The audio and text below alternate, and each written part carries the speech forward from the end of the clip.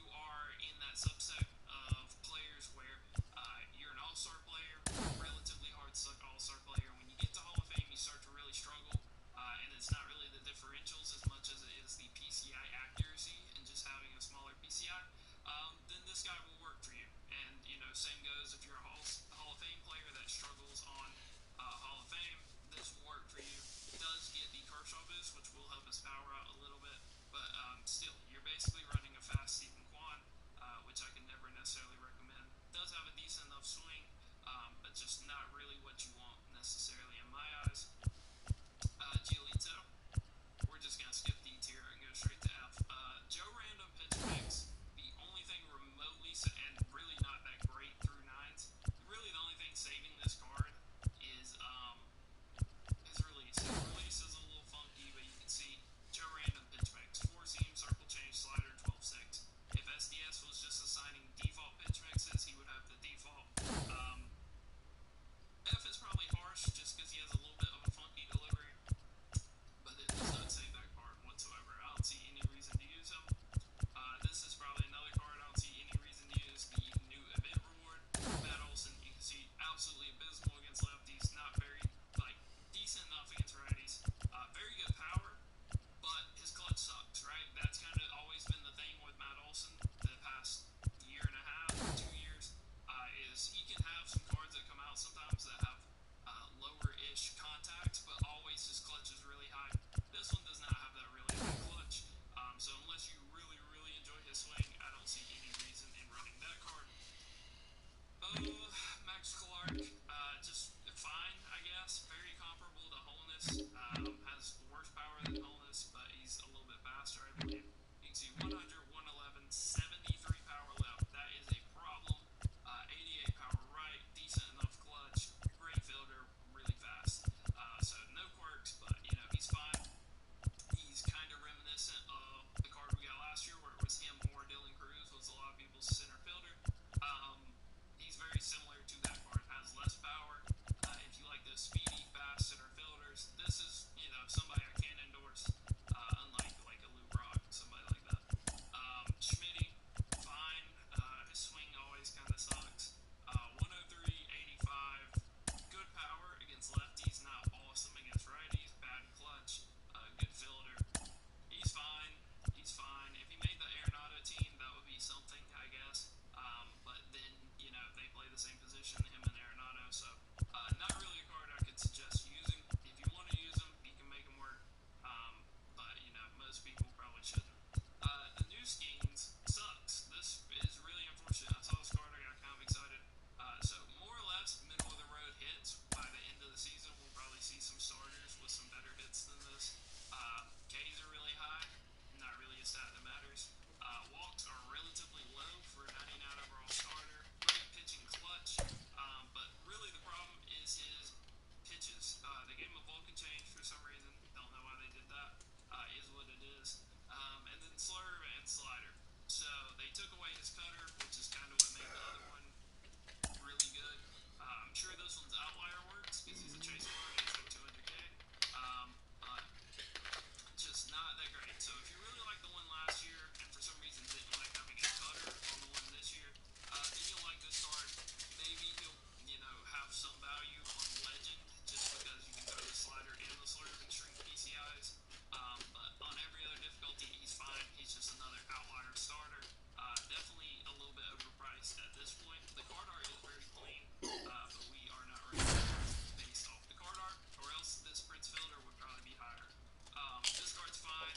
91 against lefties, that's lower than you want. 112 right, 100 left, 125 right, 105 clutch, kind of balances out the low contact from the other side, and obviously has a lot of good quirks. I almost want to drop him.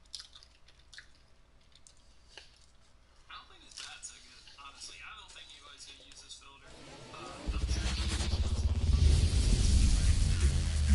Hello and welcome. Thanks for joining us. MLB The Show brings you Diamond Dynasty Baseball. It's Nicaragua taking on Long Island.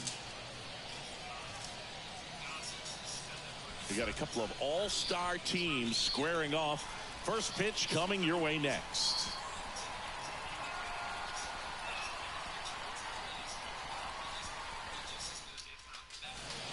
Now a chance for Jimmy Rollins. For Nicaragua, the shortstop, Jimmy Rollins. The lefty fires. And that's outside. And we're underway here this afternoon.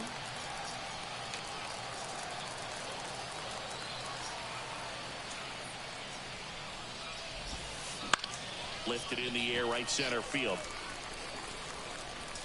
Harper pulls that one down, and there's one down. Next is the speedy first baseman, Rod Carew.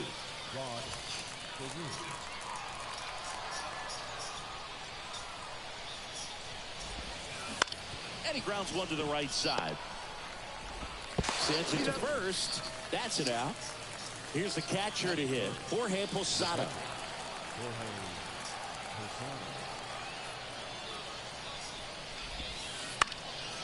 And first offering is fouled off. Posada getting the start at catcher, 36 years old, and he was born in Puerto Rico. Here's a swing and a drive left field, and he knew it.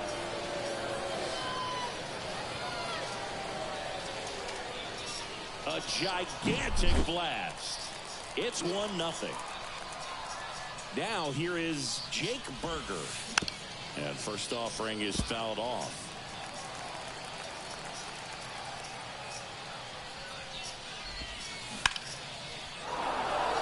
And there's a rocket into the outfield. Around first, heading for two. And he starts his afternoon off right with a double. He was all over that one. Breaking ball was in a decent spot down and in, but he did a really nice job getting to it before it tied him up. Alfonso Soriano stands in with two away as he takes the ball. Swing and a high fly ball down the right field line. And it gets into the corner, but it's foul.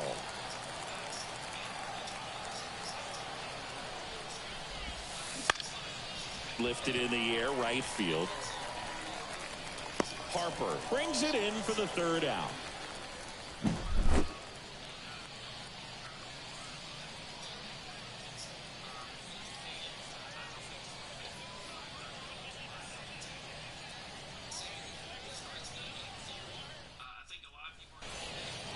Ready to go for the last half of the inning.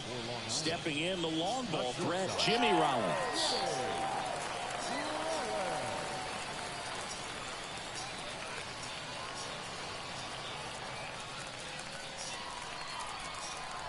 And a pitch.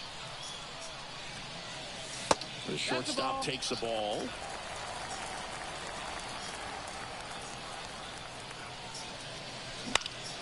Swung on, popped up on the infield. He's under it.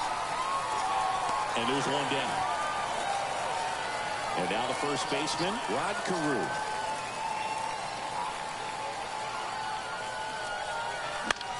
Popped in the air, left field. He's under it. Pulls it down, and there are two away. And the batter now, Kyle Seager. When you talk about elite defensive third baseman, this guy is at the top of the list. Swing and a miss. That's strike one. Stud. When you look at players like this, you play that hot corner. Got to be pretty courageous over there with the way balls come off the bat. That's the kind of guy that every year you expect him to be in the All-Star game and have a gold glove, if not a platinum glove. He goes down looking.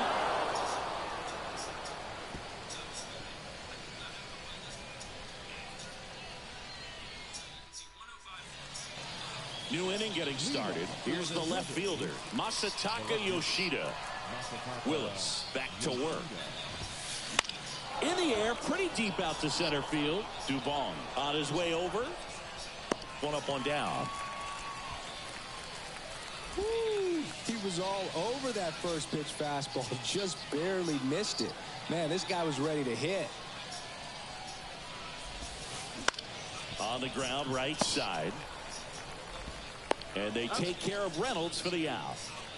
2 out, space is empty. And now the right fielder, Josh Harrison.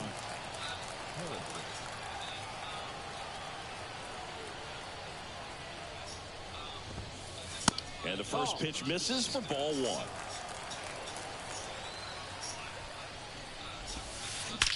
Swings and blasts one deep to left center. It bangs off the wall. Now he'll turn for second. He's there. It's a 2-out double. Man in scoring position with 2 away. Next is the designated hitter, Jorge Soler.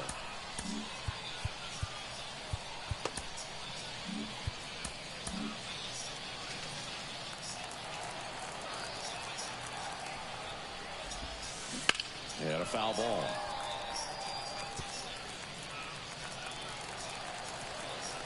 Man on second, 2 down. Chases the changeup in the dirt. No balls, 2 strikes.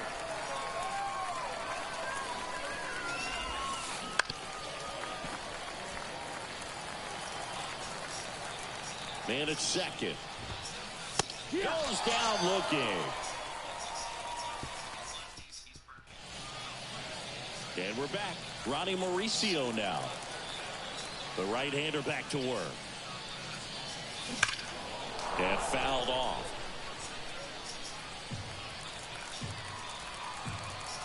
And he deals. Swung on, belted.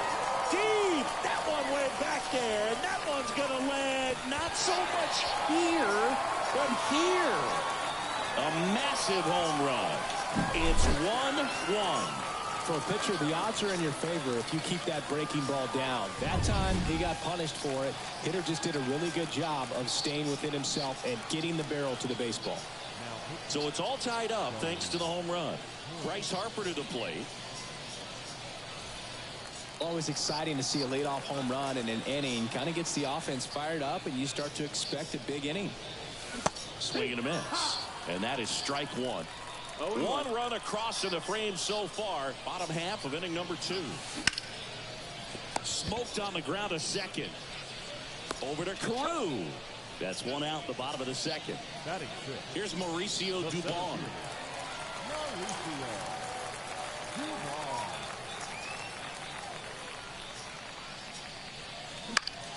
And that one fouled off. 1 out, base is empty. Strike 2. It might be time to choke up a little bit, get that front foot down early, maybe even just spread out. He's really late right now. Got him looking. That's a strikeout. Here's the catcher, Jonah Heim.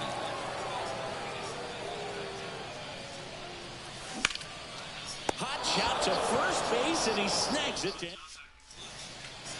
Top half of the 3rd inning. And the batter now, Jimmy Rollins. He's 0 for 1. As the lefty gets to work. Swing and a drive. This one is crushed. No doubt about it. And here in the late stages, they had the lead. And now they're out in front. It's 2-1. Rod Carew, the next. Brennan Bernardino on the pitch out of the pen here. He's into the game with the bases empty.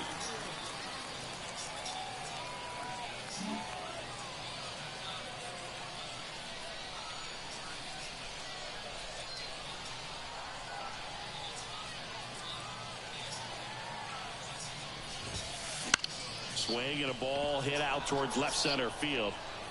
Dubon makes the grab on the run. And now the switch hitting catcher, Jorge Posada. He's already homered in this game.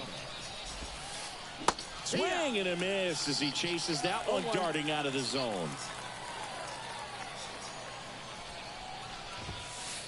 And ball 1. 1 ball, 1 strike. On the ground, Mauricio to first. Gets the catcher by a step. That's what a good sinker's designed to do. Get a guy to roll over a little bit, hit the ball on the ground, kill some worms while you're at it. And it's fouled away.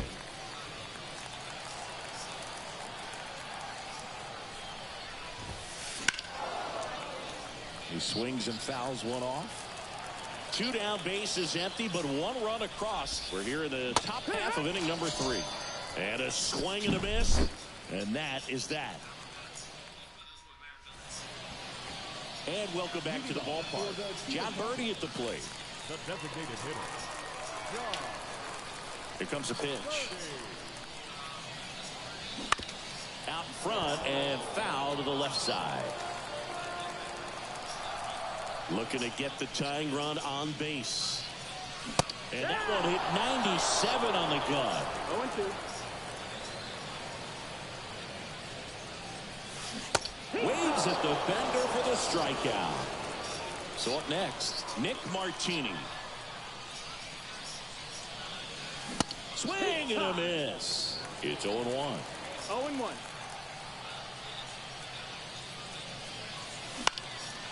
Swing and a ball lifted to center field. And a couple of quick outs. So it's their last chance in this one. Now it's the shortstop, Jimmy Rollins. And it's just foul. That was close. Here comes the 0-1. This one chopped on the ground, but foul. Morton is just one strike away. Swung out, belted. Deep. That one went back there. And that one's going to land not so much here, but here. That was blasted to the moon. And we're starting over. It's 2-2. No matter how this outing ends, that pitch is going to haunt him for a while. An 0-2 mistake. That's supposed to be a pitch out of the zone. He left it in the spot that the hitter could do some damage with, and that's exactly what he did. Carew now at the plate as he swings through strike one. That's a strike.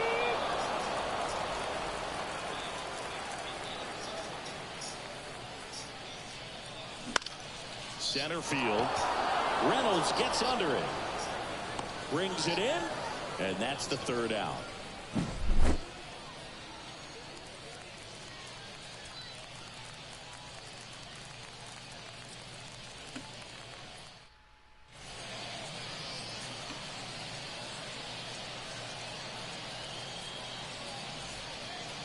On to the fourth. Now it's the second baseman, Alfonso Soriano.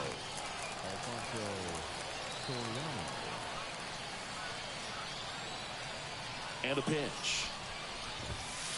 Fought off foul.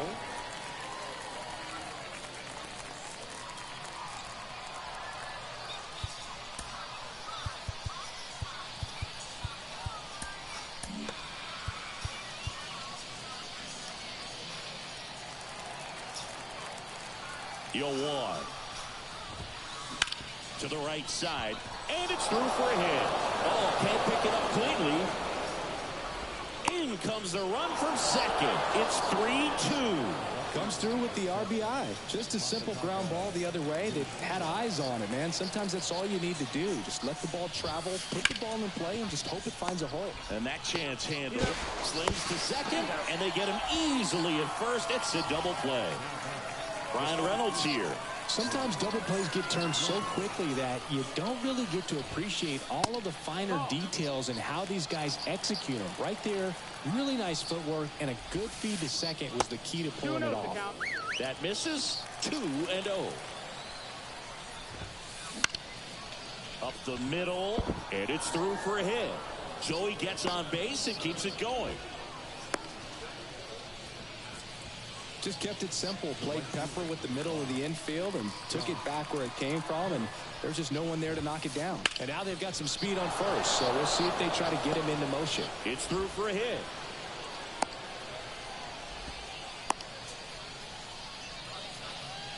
Now batting, the designated hitter.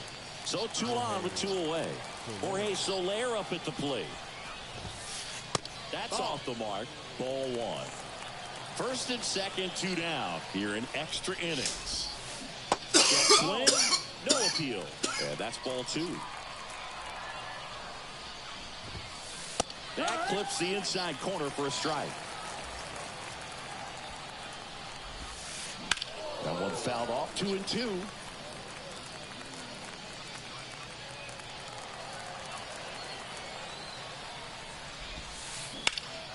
In the air out towards right center. Sizing this one up. He's got it. And that is out number 3.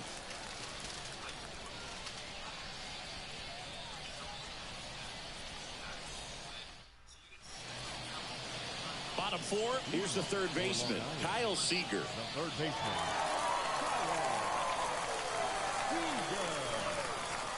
Now pitcher, Brian Abreu. The pitch. Swung on, belted. Deep. That one went back there. And that one's going to land not so much here, but here. A towering shot. And they walk it off.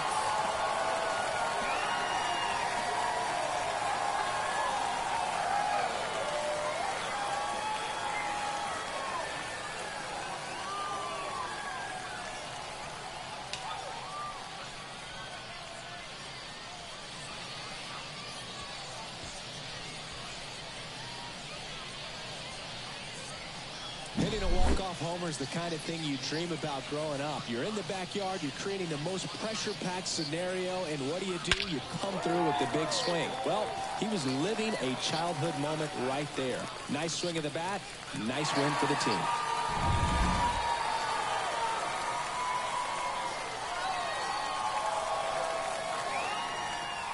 And the final score here, 4-3. For Chris Singleton and our entire outstanding crew here at MLB The Show, I'm John Shambi saying so long.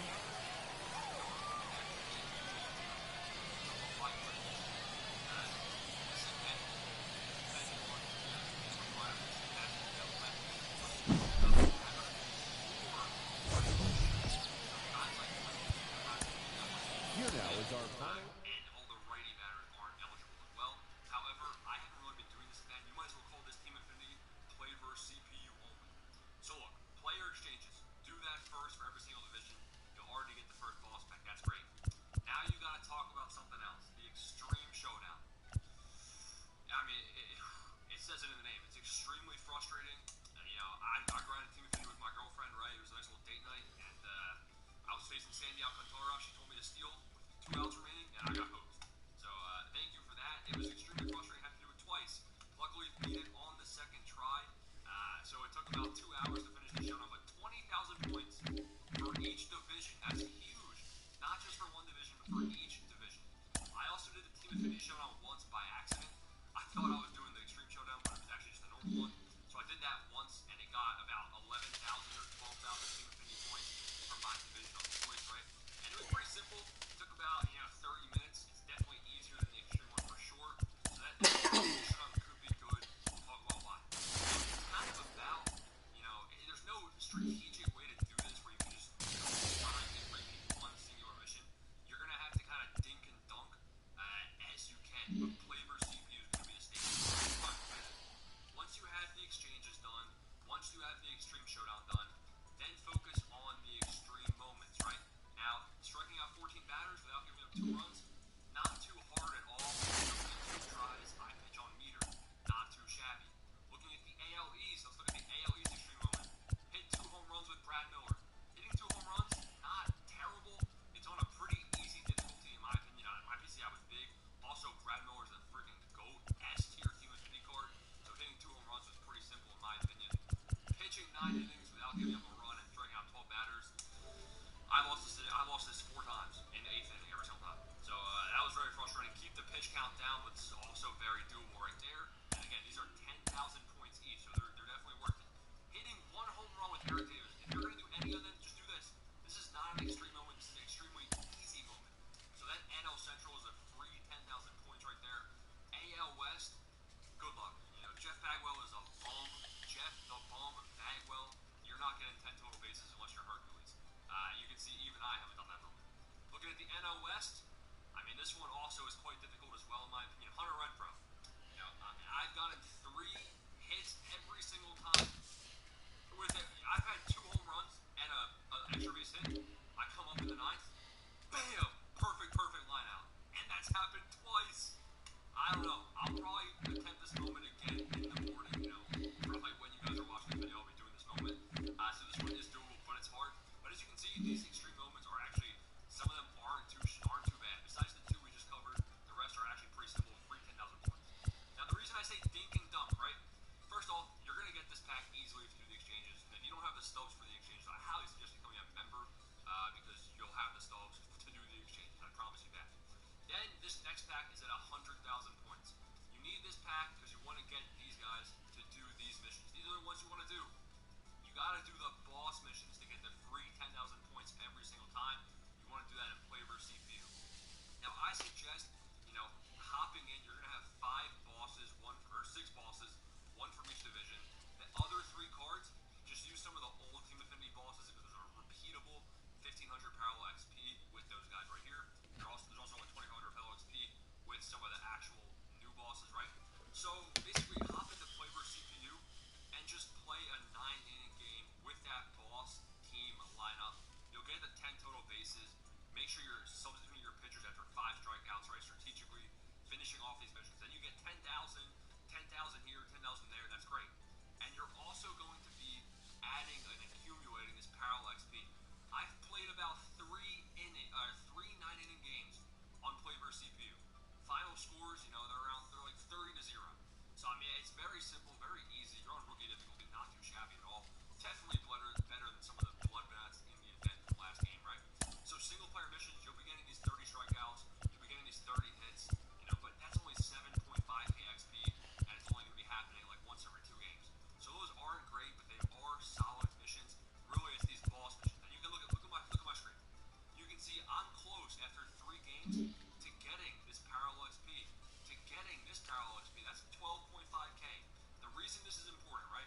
It's because these boss missions alone, the boss stat missions that are worth 10,000 points, it's not going to be enough. Let's look at a division that's like 47% right now. 95,000, right? I'm kind of dead zone. How am I going to get an extra 5,000 points in the AOS, right? This moment right here is worth 2,500. Yes, I could do this moment, and I probably will. But let's pretend I already had that. Let's pretend I had that done, right? Let's pretend I'm at, 125, 115, or whatever. 10,000 isn't enough to get from boss pack to boss pack, which means you're going to have to find some missions in between. And that's why I think this parallel XP is going to be a nice filler mission to get along the way. That's 12.5k XP right there, repeatable, plus the 7,500 right here. We're looking at 20,000 points, plus the 10,000 points with the boss stats. That's 30,000 points. That should be enough each time to get you kind of in between these boss packs. You can see this one's a 40,000 point gap, and this one's a 30,000 point gap. So most of them are 30,000 point gaps between packs, which the parallel XP plus the repeatable or non-repeatable boss mission, the one-time thing, should be able to get you to the next boss pack. And in the instance where it can't, if you're having trouble getting from 130 to 170, then you hit the showdown once. You'll get the 30,000 to the method I just mentioned on Play vs. CPU. You'll get the parallel XP over a couple games. You'll get the boss one-time mission, 10,000 points, and then you can hop into the normal showdown, not the extreme showdown. Everyone calm down. You don't have to do the extreme showdown if you don't want to. Even if you don't have to do the extreme showdown at all, it just helps speed it up. But really, you can get the 60,000 and then just start this method. But just do the normal showdown. If you do this normal showdown, you'll get, I think, 4 vouchers. That'll give you 12,000 team affinity points, and that'll bridge that gap a little bit easier. You debatably, you don't even have to be getting these parallel XP missions. What you could do is just simply get the boss mission, hit the 10,000 point mission in Play vs. CPU, and then repeatedly do this showdown. But I think that would be pretty long. You're talking about doing showdown like 50 times. Hell no.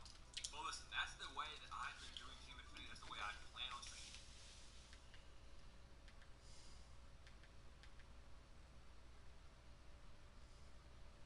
Drake versus Kendrick Lamar is one of the most monumental things to not only Drake versus Kendrick Lamar is one of the most monumental things to not only happen in hip-hop. Hello, baseball fans, and welcome. The show brings you Diamond Dynasty Baseball. It's the Colorado Rockies taking on Long Island. And we'll be back for the first pitch right after this.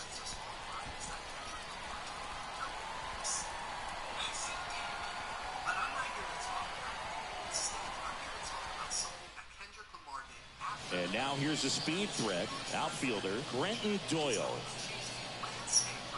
The wind of the pitch. And takes low for ball 1. 1 ball, no strike. See the velocity, 97 with that fastball. Swing and a miss. It's a ball and 2 strikes. This one in the air, right field. Kerstad calls it in, and there's 1 away. Now here's Nolan Jones. Here's someone, historically speaking, that prefers day games over night games, so I'm excited to see what he does in this one. And a swing and a miss there. 1 out, base is empty. Swing and a miss as he was late. 0-2. That misses the zone, and the count is 1-2. 1 ball, 2 strikes.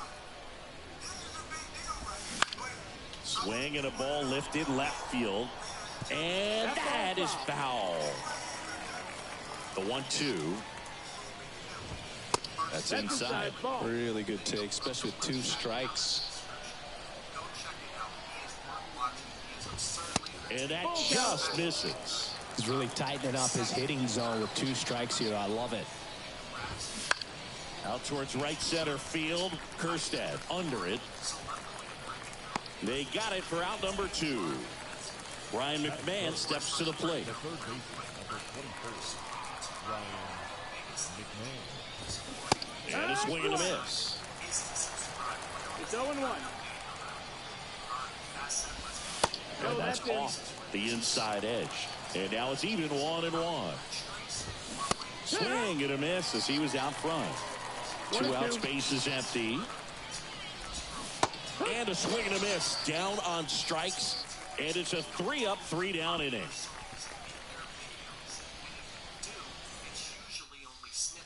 Stepping in, the slugging shortstop, Brad Miller. Sing, you talk about a guy that has all the skills. The range is really good, but the arm just stands out, and he makes all the plays. Ball 1 on a pitch inside. And because of that big power arm, he's able to play a little bit deeper, make throws from the outfield grass all the way across the diamond, and still get a pretty good runner. That's impressive. Takes it in for the out. Now it's the DH, Mickey Mantle. Swung out, belted. Deep. That one went back there, and that one's going to land not so much here, but here. A gigantic blast. And that gives them a lead. It's 1-0. Base is empty, 1 away. Here's a big power threat for Elvis Martinez. That's hard hit on the line. Doyle snags it on the run. Here's the second baseman, Ceddanne Rafaela.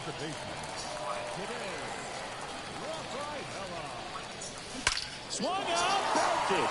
Deep. That one went back there, and that one's going to land not so much here, but here.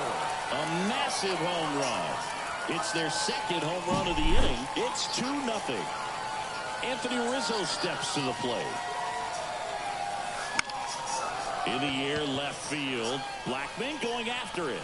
He's got it, and that'll do it. And we're back. Second inning set to go. And now the shortstop, Ezequiel Tovar. Right through there for a strike. Well, after putting up a nice inning on offense, got some runs across, this is where you look for the starter to go out there, have a shutdown inning. Don't give that other team any hope. You just hope that he can get through this inning, get the bats back up there while they're hot. Right-hander kicks, deals. That one just misses. 2-2. Just missed. Just not taking the bait right there, but a good pitch with 2 strikes. Got him. And now 1 away. There's Chuck Nasty. Just off the outside edge. And that's ball 1. There's the strike. Looks like a really good fastball today. You can hear that catcher's mitt popping. Looking forward to hearing a lot of that one in this one. So a foul ball makes it 1-2. Just missed. 2-2. The Rockies down by a pair here at the top of the second.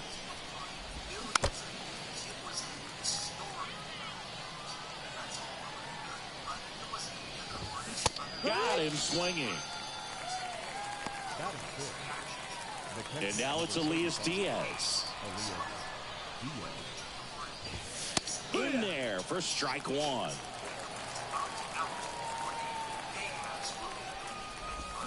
There's a swing and a miss. He's in a great spot right here. Ahead in the count, 0-2. All 4 pitches in play right here, partner. And now 1-2. And a swing and a miss. And that's that. And welcome back to the ballpark. Bottom half of inning number 2. Gary Sanchez. Tovar. fires over to first. One up, one down. Here's Taylor Trammell. And that's off the inside edge. 1-0. Well, he's so great about hitting the ball the other way. He gets those arms extended. So right there, just trying to straighten him up a little bit so he doesn't have as much outside plate coverage. And there's 2 down. And now the big-time power threat, Jason Dominguez. And that one hammered. That's back there. Gone! Big Dog's gotta eat. He'll touch them all. It's 3-0. A good hitter gets pitch recognition early. He saw exactly where that was going to be. The challenge, not get over anxious and come out of your swing. He stayed on it and got all of it. 2 outs, nobody on. Now it's the right fielder, Heston Kjerstad. 1 run across in the frame so far. Bottom half of inning number 2. Swing and a ground ball up the middle. That's a base hit.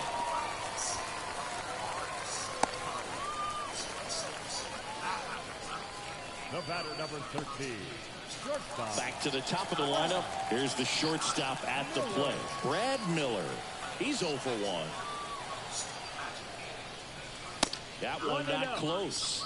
And that is ball 1. Kjerstad off of first with 2 away.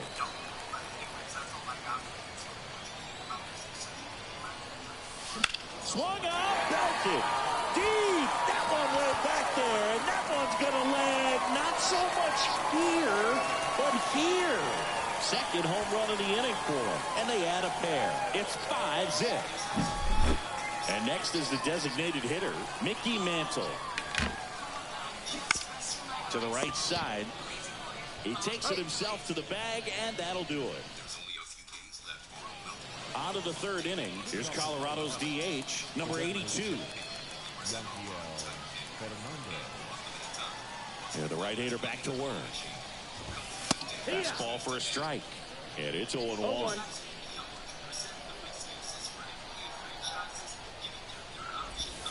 Right through there for a strike. All right, now, he may have not liked either of those first 2 pitches or agreed with the umpire's calls, but at this point, he's going to have to bear down and be ready to hit anything close to the zone. Now it's Brendan Rodgers. Rodgers starting up the middle at second, 27 years old, a former first-round pick back in 2015. The pitch. That one finds the zone, and the count even 1-1. That clips the corner. That's excellent location on the fastball right there early in this game. If he can do that all game, should be a good outing for him.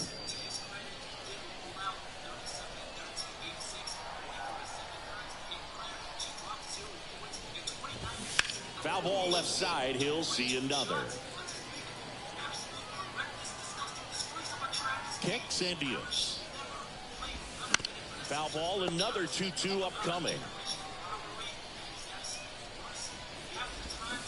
Keeps the at-bat going with a foul ball. 1 down, base is empty. Struck him out looking. Here's Michael Toglia. That one to first. Dives, but it kicks off his glove. Flip to the pitcher is in time. And they come away with an out after a tricky start to the play. Bottom of the inning. Now the 3rd baseman, Orelvis Martinez. Swung out, belted. Deep. That one went back there. And that one's going to land not so much here, but here. That was blasted to the moon. And they add on. It's 6-0. Nick Mears will take over here. And with the big deficit on the scoreboard, he almost has to just put that out of his mind. Every outing matters for relievers and their numbers, but I think it's tough to get up for this type of appearance the same way you would for one in a close game. Swinging a foul back. That's out of play. And the 0-1. comes up empty. That's strike 2. Gosh, a little late on that breaking ball. I don't think he recognized it out of the hand. Just a little tardy. They have to regroup here. And 1-2.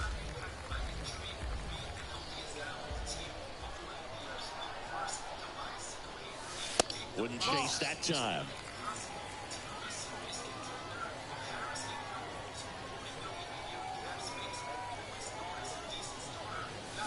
And another ball. Full count.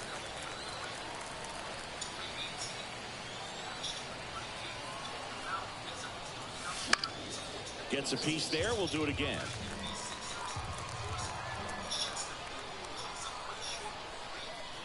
Three-two now. That one ripped. Doyle going back. Makes the catch up against the wall.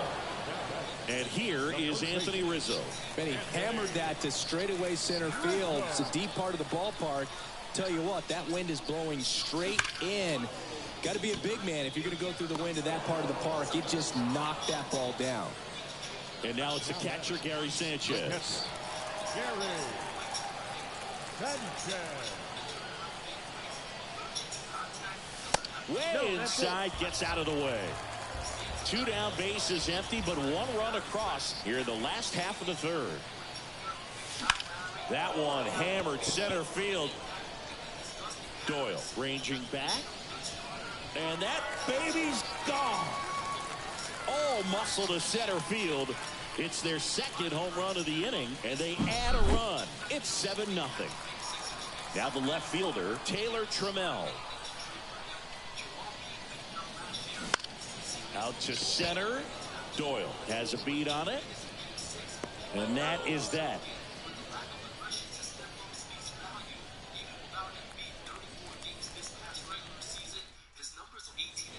Start of the fourth. Here's the Rockies leadoff hitter, Brenton Doyle. And the pitch. Swings through that. Clearly down in this ball game, and you can't look at the deficit and try to get it all back in one swing. It's got to come one at bat at a time, and even shrink it down smaller, pitch to pitch. Make that guy on the mound work to get you out.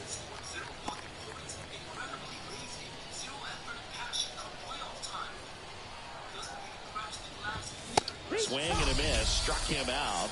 Picks up strikeout number 7. Now here is Nolan Jones. He's 0 for 1. And first offering is fouled off. The Rockies with a lot of ground to make up. Top half of inning number 4. Swing and a miss, and that's strike 2. 0-2. Upstairs. That's high. Swing and a miss, struck him out. Here's the third baseman, Ryan McMahon. And that's in there at the knees.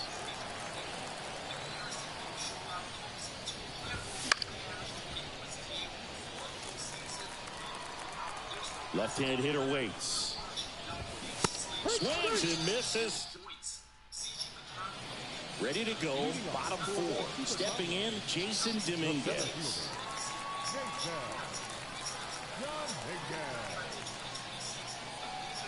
The pitch. Swung out, belted. Deep. That one went back there, and that one's going to land not so much here, but here. Another homer. His second home run of the game. It's 8-0. There was a fastball down the middle. I don't think the hitter recognized the pitch, but once he did, was quick enough to get it in play with some authority. He got that up and out of here. Stepping in, the long ball threat, Heston Kjerstad. Singled and scored his first time. 1-1, no strikes. Nobody on, nobody out. We're here in the bottom of the 4th.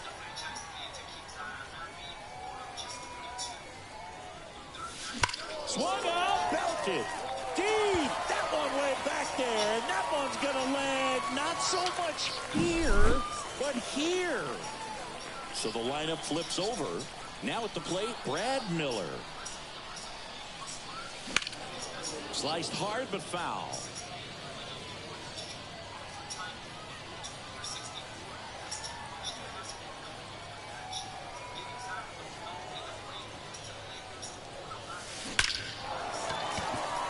Line drive, and that should be extra bases. Makes the turn and heads for second. In safely, it's a double and his second hit. Now the number 2 hitter, Mickey Mantle. He's already homered here in this one. Fly ball down the line.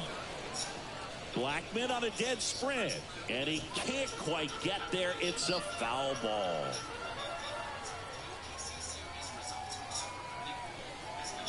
Man at second. In the air, left field, down the line. Long run, nice grab. And there's one away.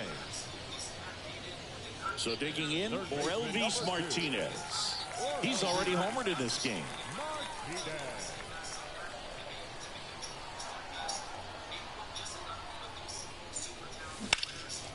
Lined, and that's a base hit. Around third. Fires it to the plate. Head first slide, and he's safe. Waste no time there. First pitch fastball in a great spot to do some. So out of the pen comes the right-hander, Victor Vodnik. I think it's got to be a little tough coming in out of the pen when your guys are trailing so big on the scoreboard. Just doesn't have the same intensity to it, but he's got to find a way because these batters count the same for his stats, obviously, regardless of the score. Standing in is the power-hitting second baseman, Ceddanne Rafaela. There's a strike. 0-1.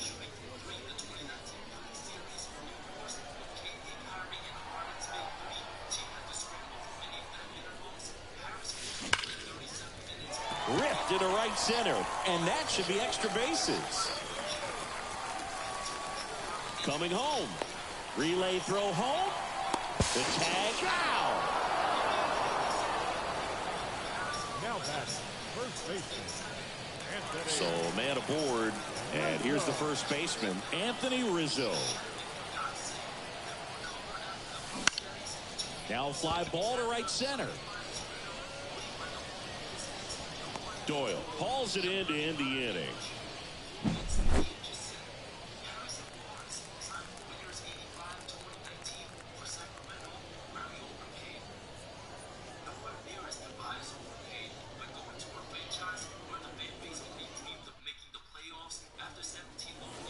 And we're back. We go to the top of the 5th. Here's the Rockies cleanup hitter, Ezequiel Tovar. And here it comes. Well, every pitcher wants run support, and having a lead is nice, but it can be challenging for some pitchers. I think keeping the mindset to attack instead of trying to be too fine and have too much finesse. Go after hitters and get quick outs. Swings through that one for strike 2. Great velocity at 97 at the top of the zone.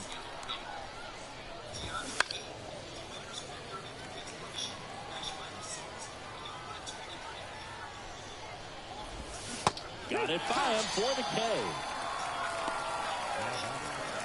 Here's Charlie Blackmon. He was a strikeout victim his first time.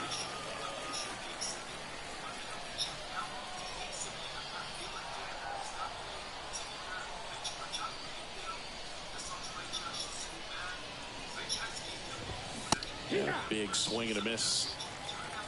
No balls, 1 strike. Next offering is fouled back. Swing and a miss. Struck him out. And the first 2 set down in the top of the 5th. Now the Rockies catcher, Elias Diaz. And a ground ball to first. He takes it himself to the bag, and that'll do it. And welcome back to the ballpark. And Gary Sanchez at the plate. Gary Sanchez. The pitch. Just missed. You know, this group of hitters doing a good job of simply getting the bat on the ball in this game, and the numbers back that up. Double-digit hits and 0 strikeouts. I don't know which of those is more impressive, but especially in today's game, that's something they can feel very good about. So up next, Taylor. Fly, we're here. Urban Legend 11, you know what it is, bro? Let's talk about it.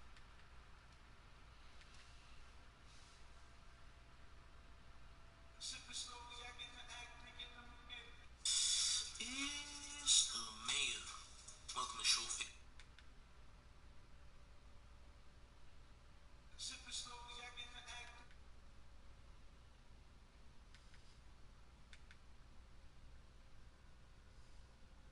The age of consent in Canada is 16, so legally I can with teen. Oh, damn, let's go. I was trying to keep it PG, so my girl could listen with me. Oh, that's hard, bro. That's hard.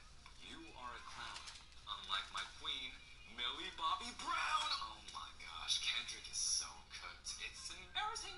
You lied about your son. You lied about your daughter, huh? No. I hate your soup.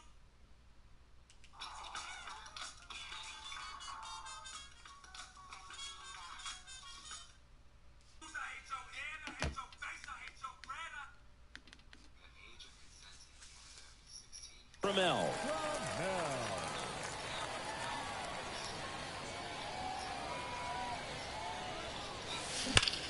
And he swings and lifts one to deep center field. Could be extra bases. Around first, heading for 2. And that's a double.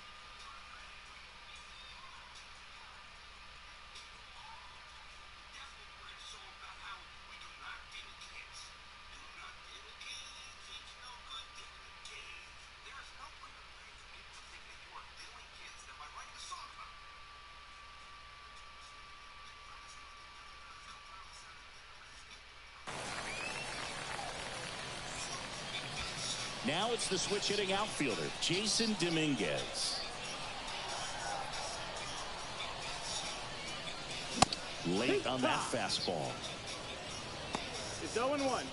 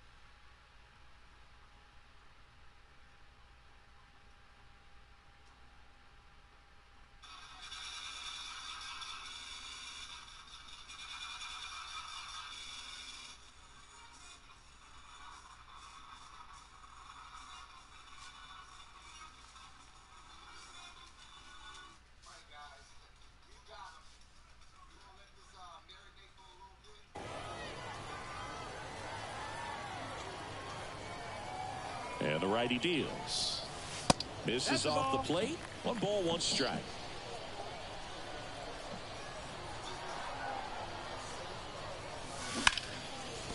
That one sizzling on its way through to the outfield. Here's the throw to the plate, but it's offline. Everything came together for him. Got the top of the ball a little bit, but not much. That was hit pretty hard through the infield, so I think he'll be happy with that swing. Definitely generated some good bat speed. At the plate, Heston Kjerstad.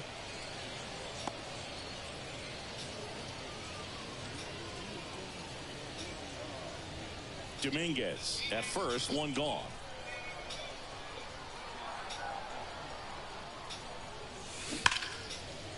Swing and a line drive, base hit out into center field. They get it in quickly.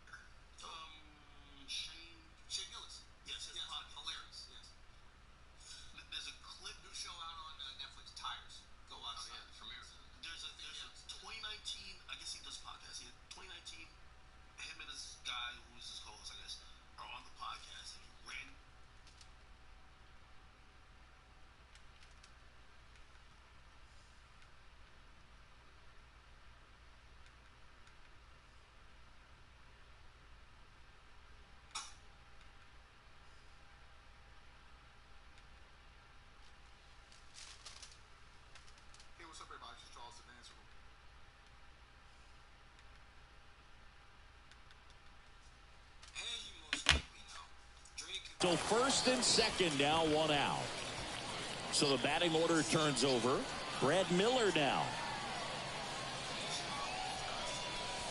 Misses inside, and it's 1-0. Well, he's just given up 3 straight hits, and now behind in this count to this hitter. Might be a good time for somebody to call a timeout. Maybe the pitching coach go out there and talk to him just a little bit.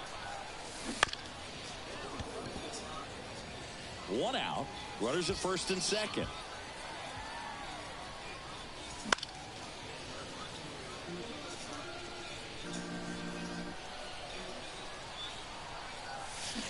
Hit on the ground, might be 2.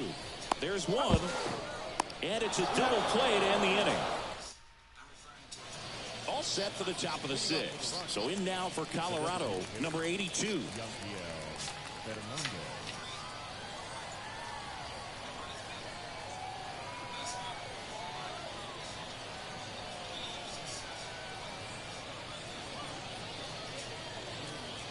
The pitch timer expired before he started his windup, so that's a ball. That must be incredibly frustrating for the pitcher, but this is all about creating more action and speeding up the game, and it's working.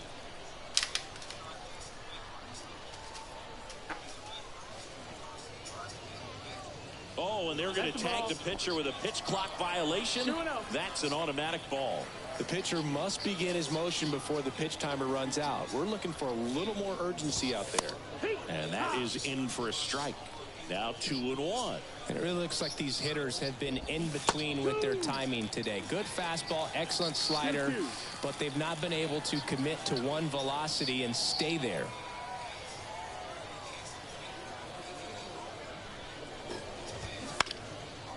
Fights it off. He'll see another. 2-2 on the way. Cut on and miss. Struck him out. And that's one out as they get the leadoff hitter in the sixth. Now, Brendan Rodgers. And first offering is fouled off. And there's a strike on the outside corner.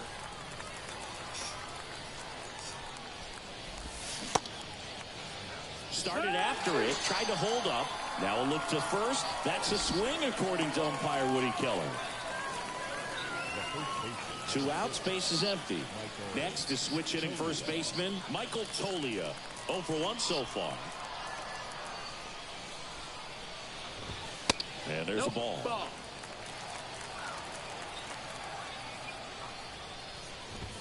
Edge of the zone for a strike. And the count 1-1. Back-to-back fastballs in. That last one called for a strike. Probably go away, but look for him to come back in there to try to finish you off.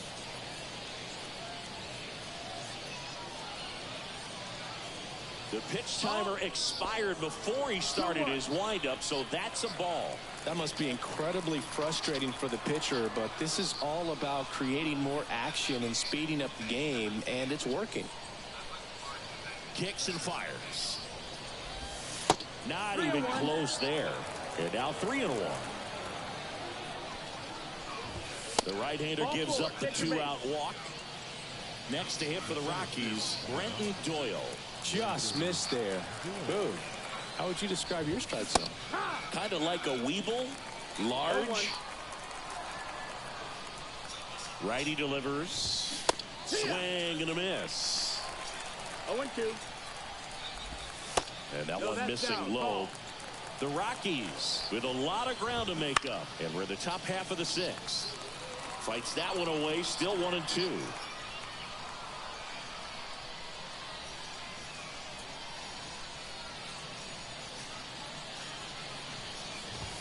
Swings through it, and that's a strikeout. Bottom of the sixth. Now here's the switch hitting power threat, Mickey Mantle. And a pitch. Vodnik, a 6-foot righty. He features a 4-seam.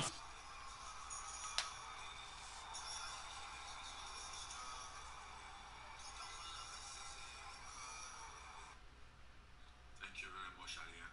But you know, as I said, when you listen to, if you have ever listened to my workout music lately, it's God plans. You know, God's plan. When God's plan something, nothing can stand against it. And God has planned this for me, and it's about to happen. God's plan by Drake. So if somebody, yes, God planned by Drake. That's my workout music. That speaks to me.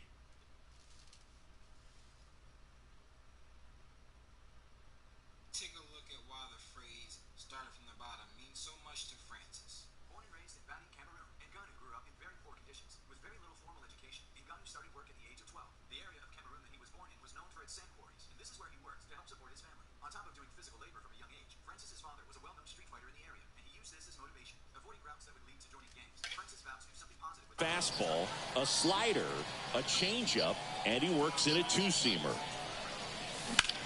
Left field, Blackman should have this one. Hauls it in for the out.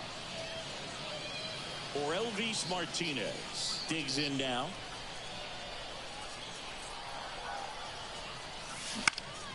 Out towards left center. Blackman ranging into the alley. Tracks it down for the out. And there's 2 away. And here is Ceddanne Rafaela. Outfield playing very deep, not wanting anything over their heads.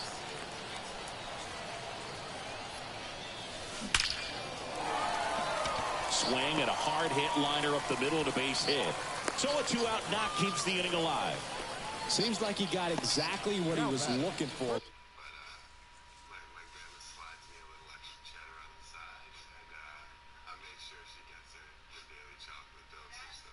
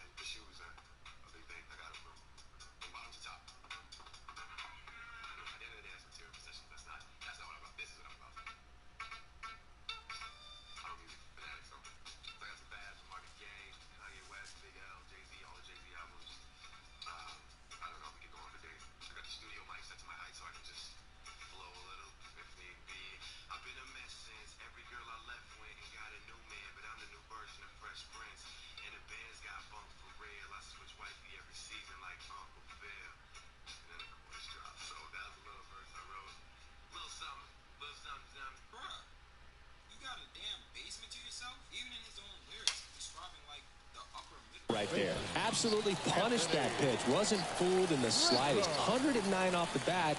I think that means you put a pretty good swing on it. And a foul ball.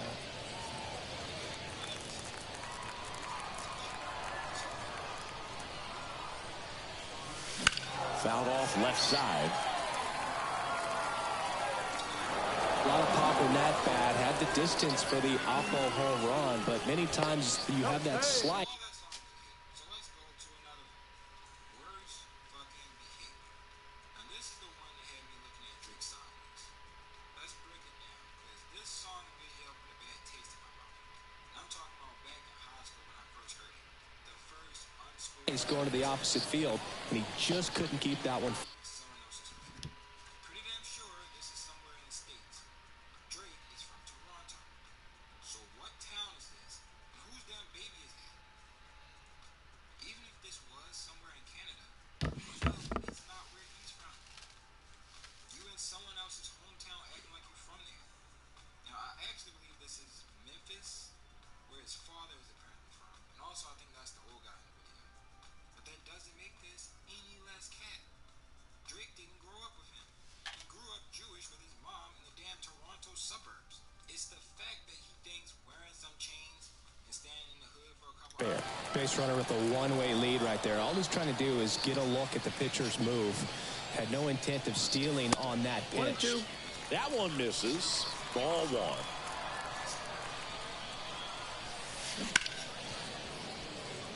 Rafaela, the runner at first with two gone.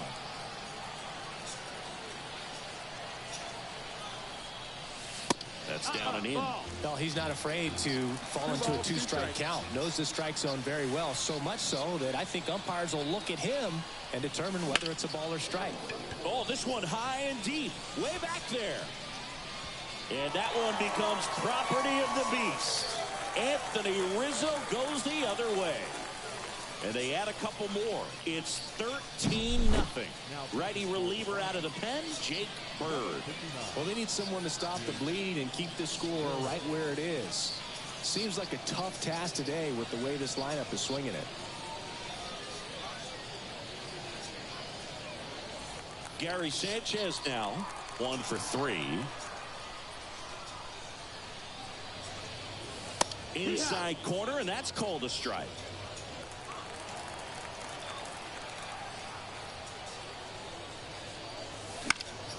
Headed down the line. And a foul ball. 2 outs. Tovar zips it across. Out with room to spare, and that's the inning. And we're back. And now, Nolan Jones. Scott back to work. Well, timing is the key to great hitting, and right now that door is still locked. They haven't been able to figure out pitch sequences, and it's impacting them across the board. Righty to the plate. Goes down looking for the strikeout. Called strike 3 and a fastball up in the zone. Next for Colorado, Ryan McMahon. That misses, and that's ball 1. You know, he's been so great today. Really just throwing whatever the catcher puts down. I mean, he hasn't shaken off the catcher very much at all today. Swing and a miss. And the count 1-2. In the air, left side. And it's caught for the out. Ezequiel Tovar digging in for the Rockies. Still no hits on the board. 1 out away from taking the no-no into the 8th. The Rockies yet to pick up a hit here. Swing and a miss. So impressive how the velo is still there even this deep into the outing. Got him swinging. And welcome back to the ballpark. Here's the left fielder, Taylor Trammell. And a pitch. In the air to left down the line. And that's a foul ball. The line of the pitch. That one close, ruled a ball. and it's 1-1. Out to short, Tovar. Over to first, and one away in the bottom of the 7th. Digging in is the switch hitting outfielder, Jason Dominguez. 3 for 3 with a pair of home runs and a single. That one out to right. Jones under it. He's got it, and there's 2 away. Maybe caught that one off the end just a little bit. Couldn't quite barrel it up enough to really drive it. Hit hard, base hit. And that keeps the inning going. Oh, no waiting around right there. He was ready to swing it on the first pitch. Just a solid swing right there. Caught it out front and ripped it into the outfield for the base hit. Those always feel great. And here is Brad Miller. 0-1.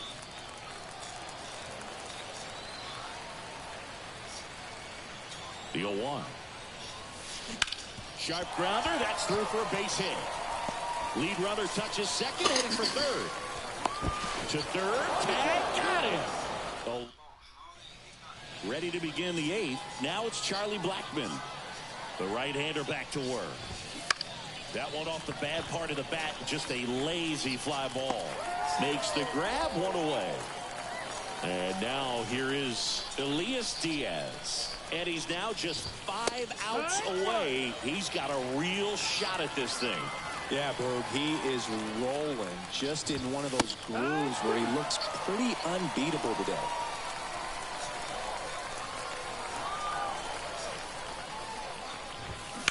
Bounce to the right side. Throw on to Rizzo. 2 away. 2 outs, base is empty. Next for the Rockies is the DH.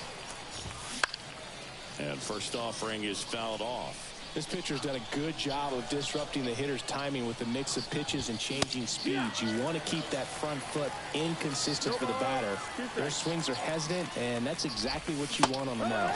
Swing.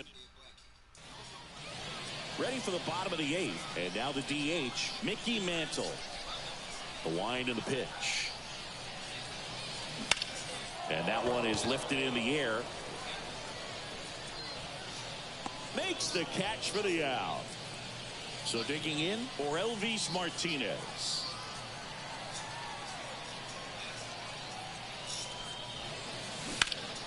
He swings and drives one out to deep left field. Way back there. And that one becomes property of the beast. Another homer. He's done it again. His 2nd homer of the game. And they tack on to their lead. It's 14-0. And that one fouled off. And the right-hander deals. And that's in for a strike.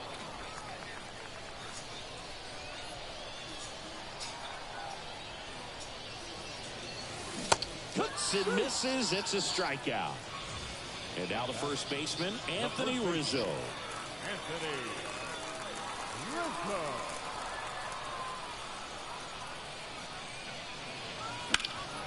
In the air to left center.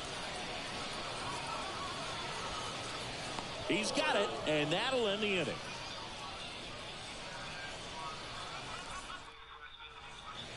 All set to start the 9th in this one. So in now for Colorado, Brendan Rodgers. Everyone's attention on the no-hit bid now. 3 tough outs to get. And a good fastball to start him off. That's strike 1. I can only imagine the nerves that some of the defensive players have right now. You've got to have the mindset, I want the ball hit to me, but in front of that, you hope that he strikes the hitter out. 3 outs from a no-hitter. Just missed. Well, he's back out there to pitch the 9th and about to throw his 100th pitch. Man, this is exciting. I hope they let him finish this one. 1-2. A little bit high. 2 balls, 2 strikes. Runs it up to 96 to record the punch out. So up next, Michael Toglia. One of their last chances to break up the no-no. And a swing and a miss there. So far, this guy's been able to tease the strike zone, gets those swings and misses. Somebody's going to have to shorten up, be a little more patient, and make this guy work in the zone a little more. Swing and a miss. And that is strike 2.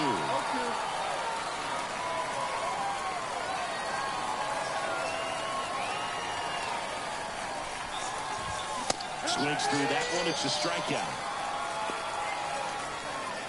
Rockies down to their last out. Brenton Doyle will hit next. And the no-hit bid comes down to this. One more out to get. That one finds the zone. That's strike 1. A chance for the no-no right here. Sends it to center, and that's going to do it. And there it is, a no-hitter. Congratulations to him. He was dominant all game long. Got some really nice play behind him defensively. It seemed like everyone was on board, pulling for him to finish the no-hitter, but most importantly, get the W for the team.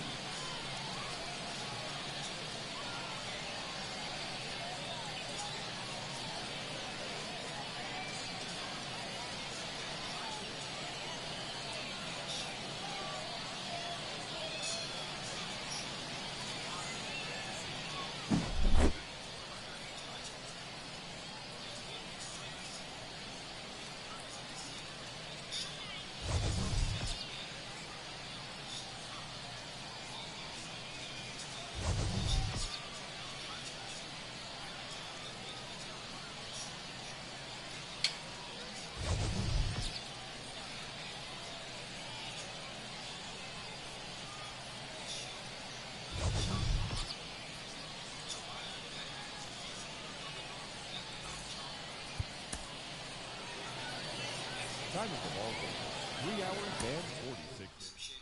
I mean, I would tell you to get some therapy, but whatever, that's you.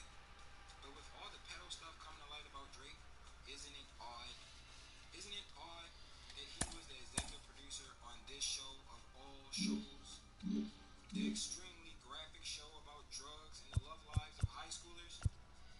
And I mean, I said it earlier. Drake had been a child actor since 14. So maybe he was exposed to some stuff that made him develop a taste for teenage girls. You never know with these famous people, okay? There'd be so many skeletons in their closets. But that's all I got to say about that. Drake is hands down the most successful culture vulture in the history of hip-hop.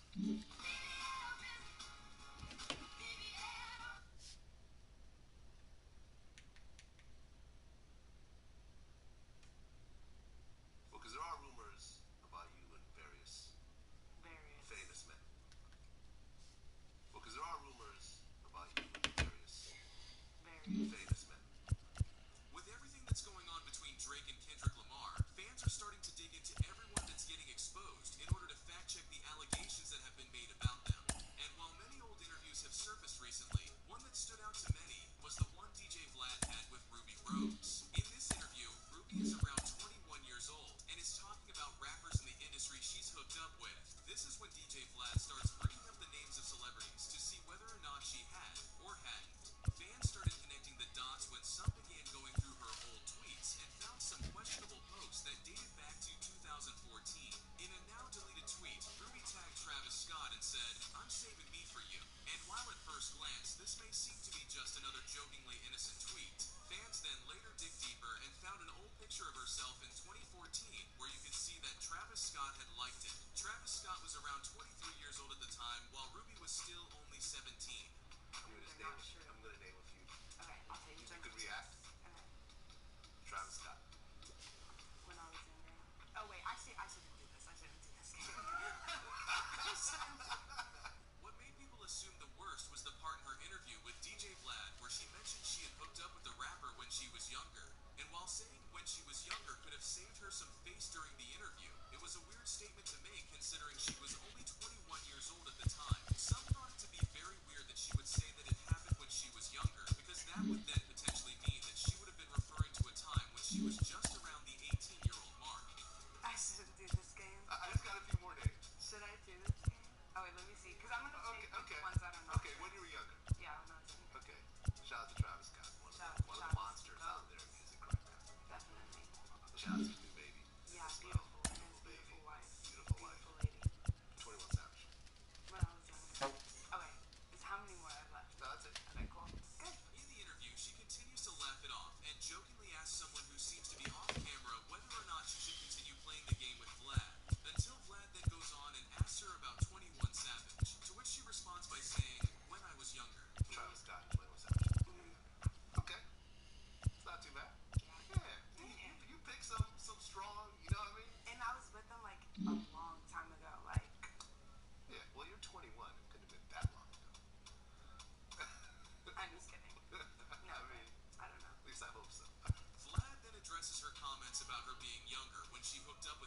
saying, well, you're only 21. It couldn't have been that long ago. She then makes a face that made it seem like she wanted to say, no, really, it happened a very long time ago.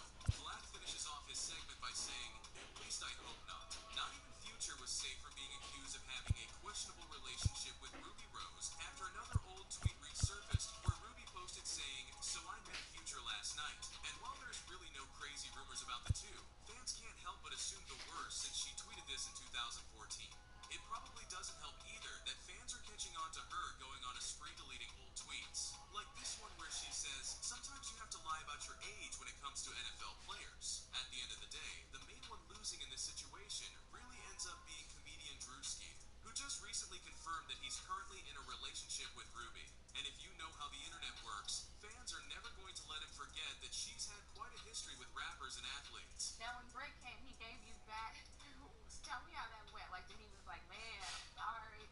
You know, like, did he bring it to you lightly, or you just like went straight in with it? Where's the camera? Please, anybody that know me real well, when you see this, you know, whatever, please tweet it about me. I have a very, very, very terrible memory, and I swear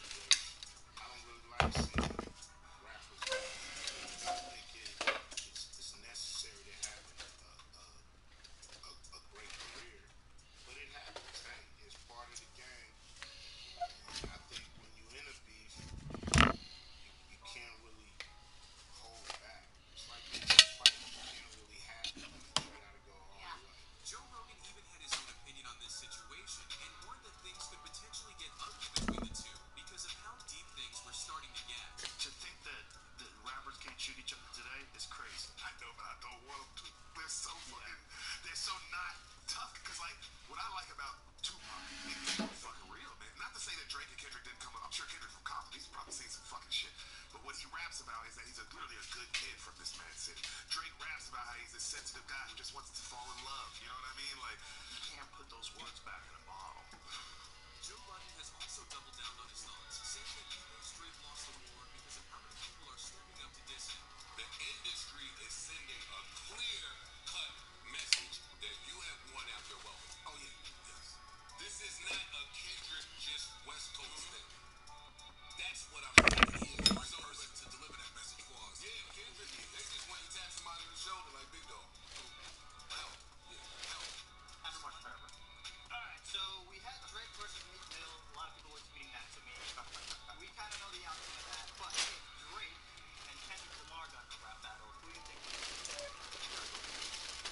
I'm just saying. I think Drake is outstanding entertainer, but Kendrick, his lyrics, his last album was outstanding. Best album I think last year. Thanks so much for your time, Mr. President.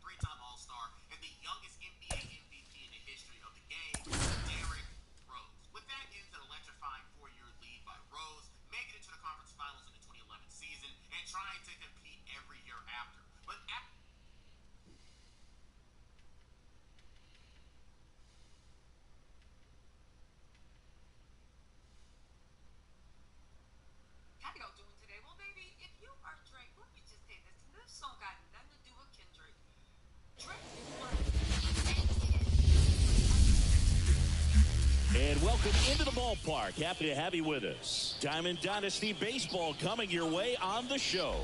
It's the Colorado Rockies taking on Long Island.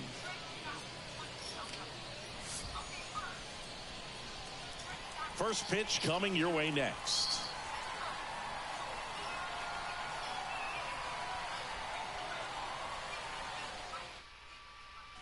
And stepping in is the speedy Brenton Doyle. The center fielder, Brenton. And he deals. Swing and a miss. 0-1. 0-1. Slapped foul.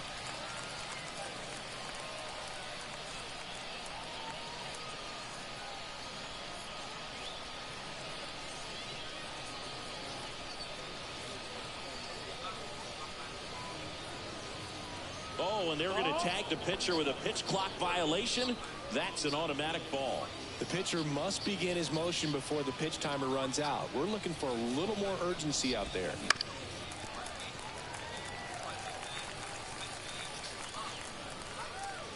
One and two here.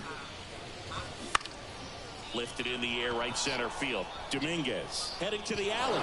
Lunging, try, but it falls. They're still chasing it as he rounds second. And he makes it into third with a leadoff triple. Batting second.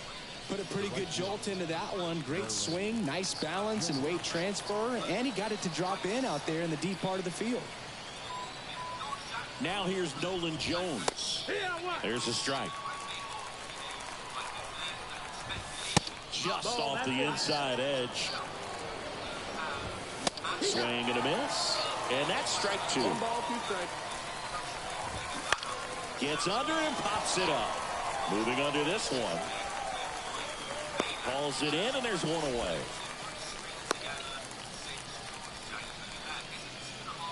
Ryan McMahon steps to the plate. In there, and it's 0-1. Comes up empty. That's strike two.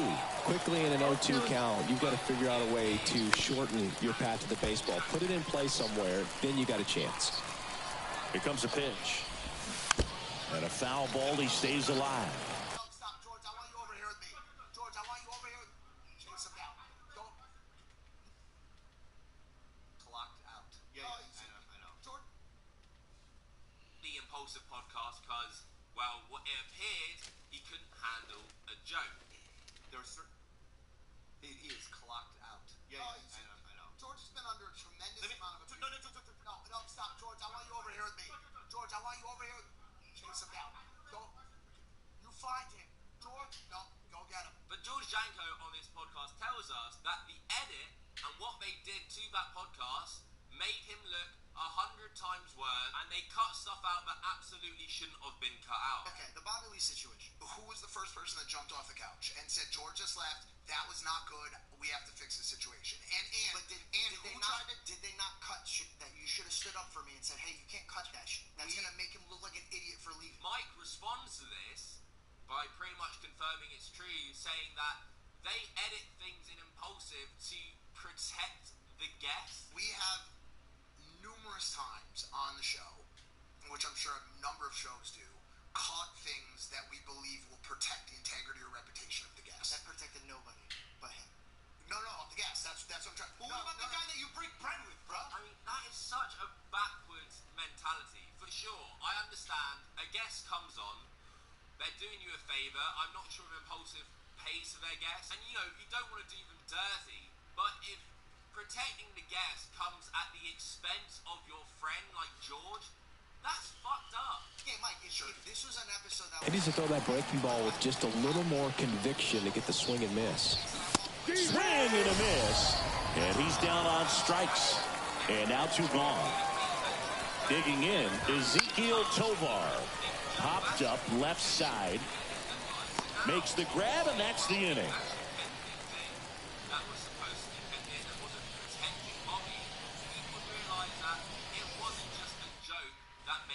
And the batter will be the shortstop, Brad Miller. Nobody on his team has a better batting average than he does, Siggy. And that one fouled off. The line to kick the pitch. Misses off the inside, and the count is 1-1. And that one in the air center field. Doyle makes the grab, and there's one away. Next to hit, Mickey Mantle. His home run numbers stand out, Chris. Nobody has hit more in his team. That misses the zone, and that's ball 1. 1-0. Now this is in the air down the line, and a foul ball. One down, base is empty. Hard grounder into the outfield for a knock.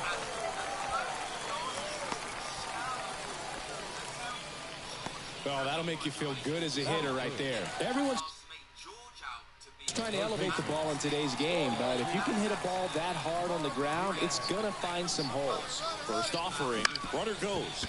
Out to short. Sends it to Tolia. No chance at the double play with the runner in motion.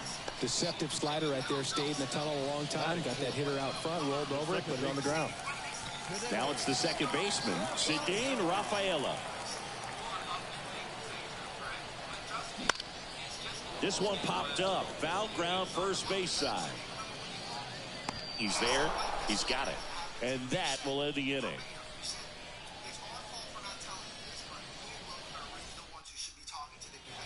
And we're back. Here's Chuck Nasty. The pitch. That one finds the zone, and that's strike 1. Down the line. On the move. He's got it. One down. Well, those can be pretty fun as an outfielder. Got to put it into his highest gear and go a long way to track that one down. Nothing better than that. You feel like a wide receiver playing football. 2 outs, base is empty. Next is the designated hitter. Late on that fastball. 2 outs, base is empty.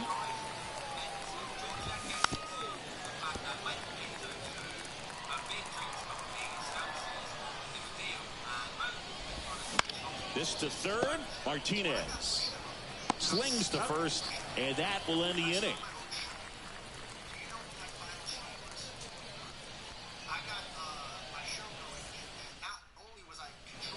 And welcome back to the ballpark. Anthony Rizzo steps to the plate. Feltner back to work. There's a swing and a drive. Doyle raging back towards the wall. Hauls it in on the warning track. Almost a loud start to the inning on that first pitch. Man, he's going to want that one back, no doubt. Gary Sanchez, the batter now as he swings and misses for strike one. And a weak ground ball to the left side. Got the out. Good late bite on that slider. Got the hitter out in front, rolled over on it. Exactly what he was supposed to do. Taylor Trammell at the plate now. That's ball one. Fly ball down the line. And that's a foul ball. 2 down, nobody on. On the ground, right side. He takes it himself to the bag, and that'll do it.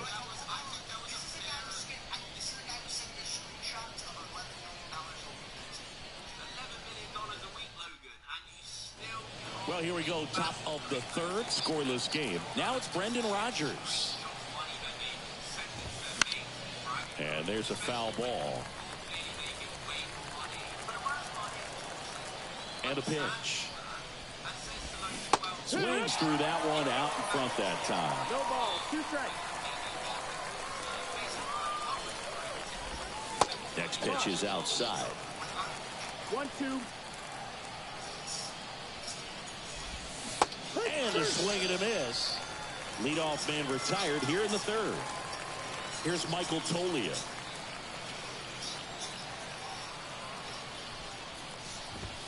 Right through there for a strike. 0-1.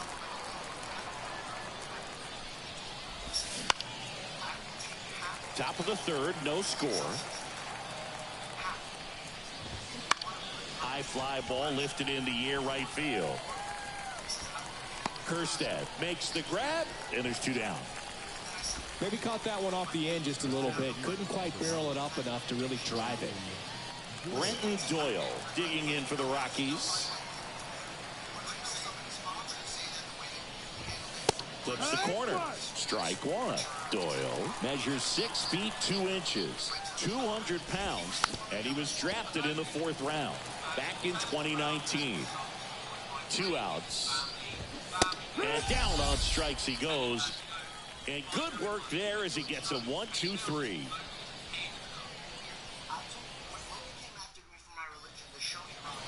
Set for the bottom of the third. Now it's going to be Jason Dominguez. Now the right-hander ready to go. Still no score. Fouled off. He was late.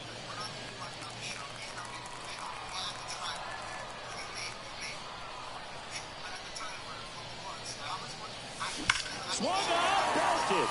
Deep. That one went back there. And that one's going to land not so much here, but here. A gigantic blast. It's 1-0.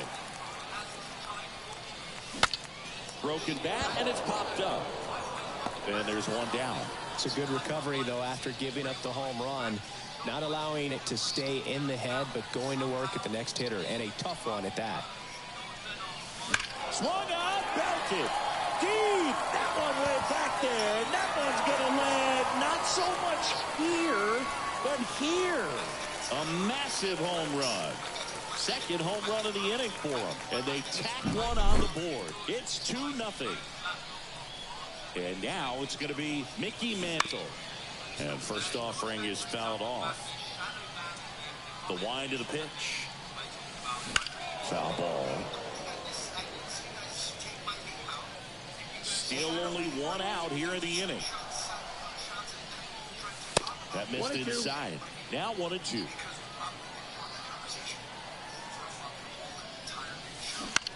On the ground, right side. And there's 2 away. Well, a roll-thrown slider like that one can be tough to get in the air. Good downward break on that one.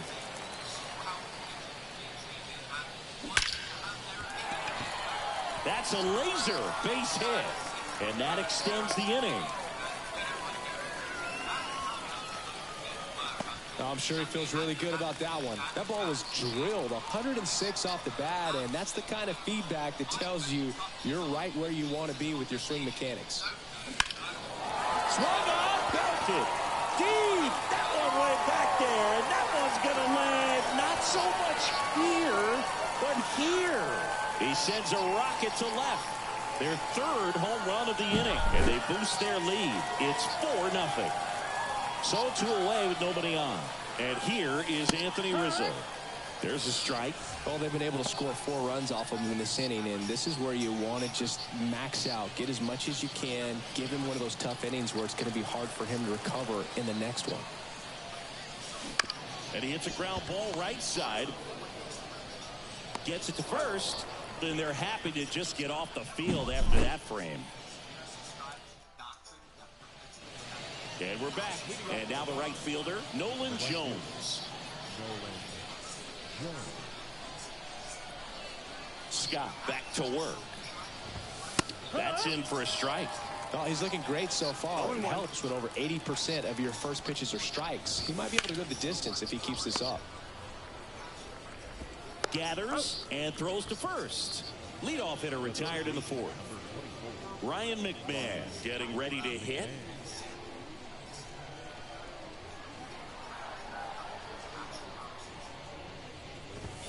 Off the mark there. And that is ball 1. Hammers that one deep left field and forget it. And they've got their first run. It's 4-1. And now Ezequiel Tovar. Strike 1. 0-1. Swing and a miss as he was out front that time. And the pitch. Swing and a miss, struck him out. Here's Charlie Blackmon. He's 0 for 1. A swing and a miss, and that's strike 1. That one off the bad part of the bat, just a lazy fly ball. And it gets by him. Now he'll turn for second. Around second now as they still don't have it. No, he didn't get much of that one, but it's going to look like a line drive in the box score tomorrow. Looped that one in there for the knock. Definitely got that pitch on the outside of the cap a little bit, but he made it work for him.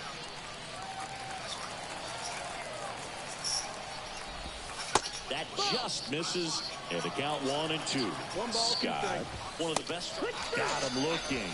Inning over, and it could have been worse.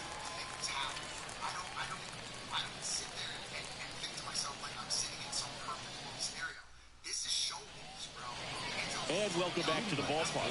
Here's Gary Sanchez now. The pitch.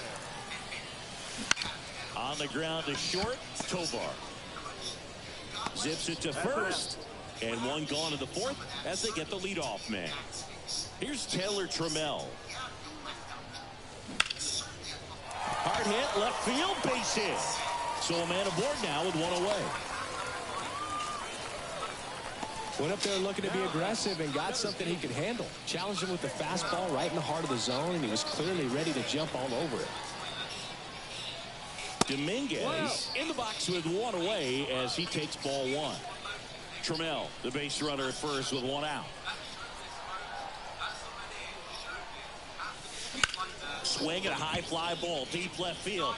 Blackmon going back. Oh, that's going to leave a mark. Another homer. His second home run of the game, and they add a pair. It's 6-1. Kirsten now in the box. Doesn't have to bend the knee to that psycho. Subscribe if you're new, like if you agree. That is it. Till next time. Fuck off.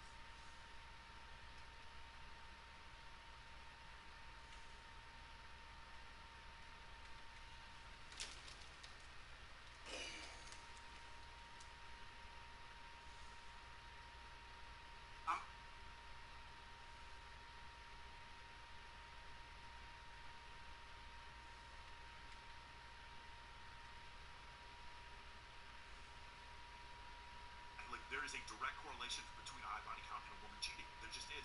And according to Dr. David Buss, that book, well, not that book, the book is called Evolution of Desire, the #1 correlation for a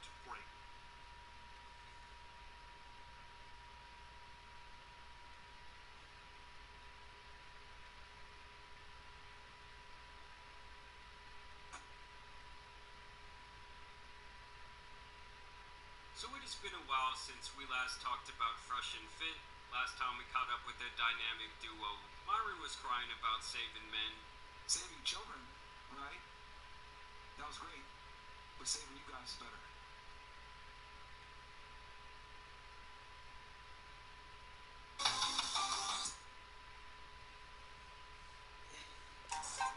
Comes up empty with a swing there.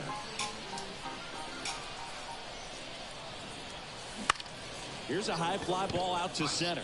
Doyle settles underneath it, pulls it down, and there's 2 gone. Brad Miller now. He's already homered here in this one. Miller. Line drive, base hit. And that keeps the inning alive. Well, clearly he was ready to hit right there. Let that pitch get pretty deep on him, so I think he was looking to go the other way. It was off speed and inside, though, so a good adjustment to shoot it back up the middle. And that's a base hit. Throw stops the lead runner at second. 2 on and 2 out. 2 consecutive base hits for this team. That could be it. Nick Mears gets the call from the pen. Still pretty early in the ball game, so this bullpen has some work ahead of them. Best case scenario might be if he can come in here and get several quick outs, kind of bridge the gap that starter left for him. Now a chance for Elvis Martinez. 1 for 2.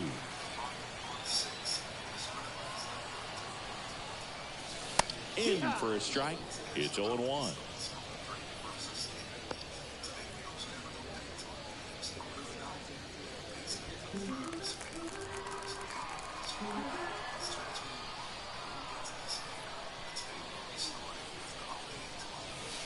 Now one miss. Not the easiest thing when you're talking about a guy that's, perhaps is going to be in the rotation, or maybe a long relief guy, to not start an inning, to come into an inning with pressure on it and try to get yourself comfortable. Right-handed reliever. Swings through that, and it's a strikeout. And that'll keep more runs from coming in. Inning over.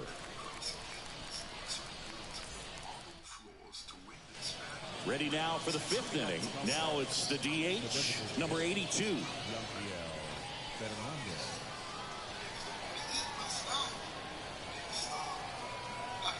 As he turns on the rubber, and with that good live arm delivers. And there's a strike. Good heater at 98. Pitch misses inside, and the count even 1-1.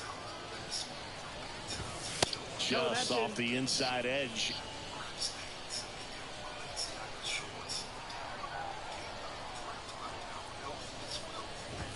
That's in there, and the count's even at 2. Swings and misses, struck him out. Brendan Rodgers digging in for the Rockies. He struck out swinging at his first at bat. Swing and a miss. Strike 1. 1 out, base is empty.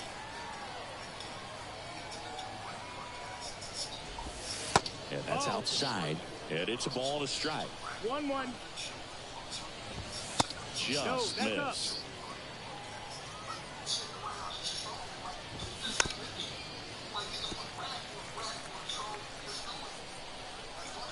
One down, base is empty. Got it by him for the K. Michael Toglia digging in for the Rockies. Michael Toglia.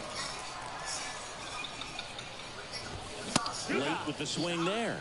Ooh, Baez. You got to remember to take the donut off the bat, partner. Ground ball right side. And that's just foul. 2 down, nobody on. Swing and a miss. Struck him out. We head to the bottom of the fifth. Leading off, Ceddanne Rafaela. And a pitch. On the inside corner for a strike. Well, these players putting together some really good at-bats in this game. There's been a lot to like with how they're approaching their chances at the plate. It looked to me like they really wanted to get to the starter early, get him out of the game before. Over his mansion, more has now come to light to add to the sleep disturbances, as while Kendrick continues to smash his streaming records with Not Like Us. Drake's reputation is also getting smashed, as a source on Twitter has been exposing Drake with real receipts, and they put Drake on the clock. It started with this video that supports Kendrick Lamar's 616 in LA, one that also shuts down academics' claim about the cover. So Drake's pop suitcase had these things in it. Don't know how he got a hold of it. Don't know how this happened to get in Kendrick's hand. But apparently Kendrick Lamar must have got a hold of Drake's dad's suitcase.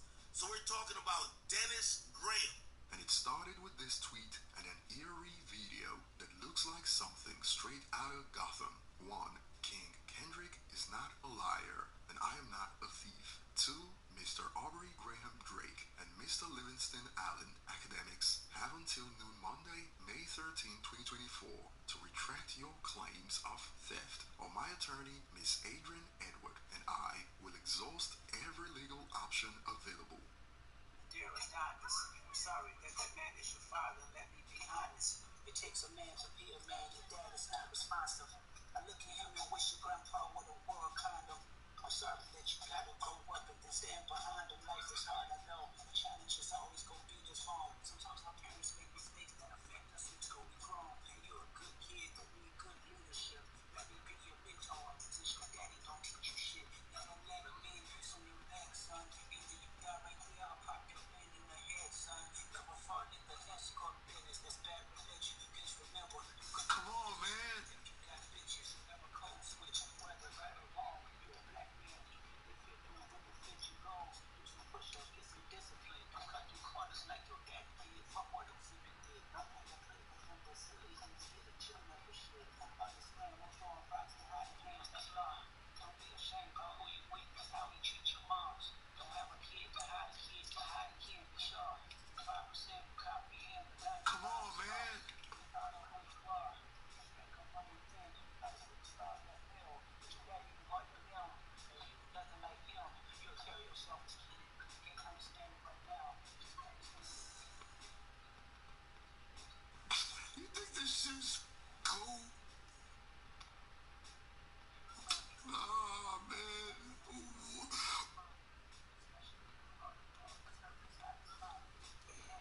He settles in, so I'd say mission accomplished. Comes up empty as he chases that one in the dirt. And it beats him for the first out after the drop third strike. So digging in, Anthony Rizzo. Well, maybe approaching this at bat with a bit too much determination. Sometimes you just got to let the game come to you. First offering misses badly for ball. Also jog your memory, Jimmy Brooks would not have been proud of you that night. And the source kept going. You had many things discarded on your behalf over the years. I wonder if you can remember them all. You're blocking my money with your lies, so you have forced me to get it another way. Push-ups, really? Should have kept that to yourself. And the video has sparked viral posts like these. The scariest ish about that video is they had a freaking Panasonic laptop dog, and for some context on the vibes right now, this went viral. Starting tonight, I'm a man of my word. Damn. And speaking on Drake losing sleep, he had more to worry about, as while Lil Wayne is going viral for how he handled a young fan. In posts like these, with all this Drake stuff flooding my timeline, it reminded me of that time Lil Wayne was picking a girl from the crowd to come on stage back in 2013, and his reaction when he found out her age. Oh no, put her back, loudly crying emojis. Beautiful young lady up on that thing. How old are you, baby? Oh no, put her back. Put her back. clearly in stark contrast to how Drake handled the situation with one.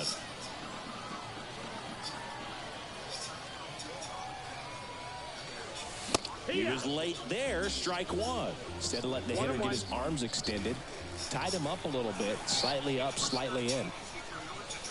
Next pitch in for a strike, and it's 1-2.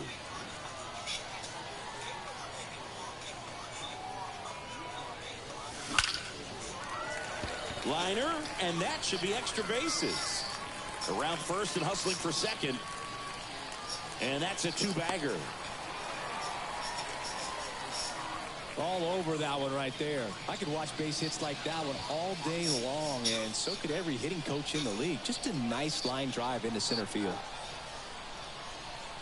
Here's Gary Sanchez. Swung on, belted. That one's back there.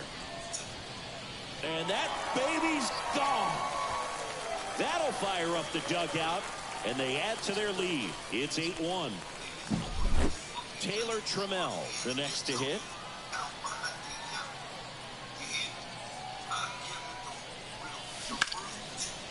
That one clubbed out towards left center. That'll be extra bases. Makes the turn and heads for second.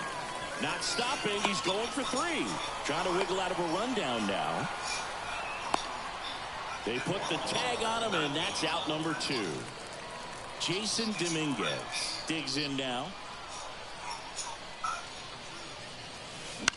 Bounced out to short. Tovar slings it across.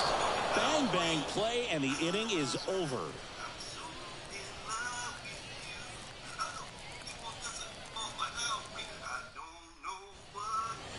Top of the 6th inning. Here's the center fielder, Brenton Doyle.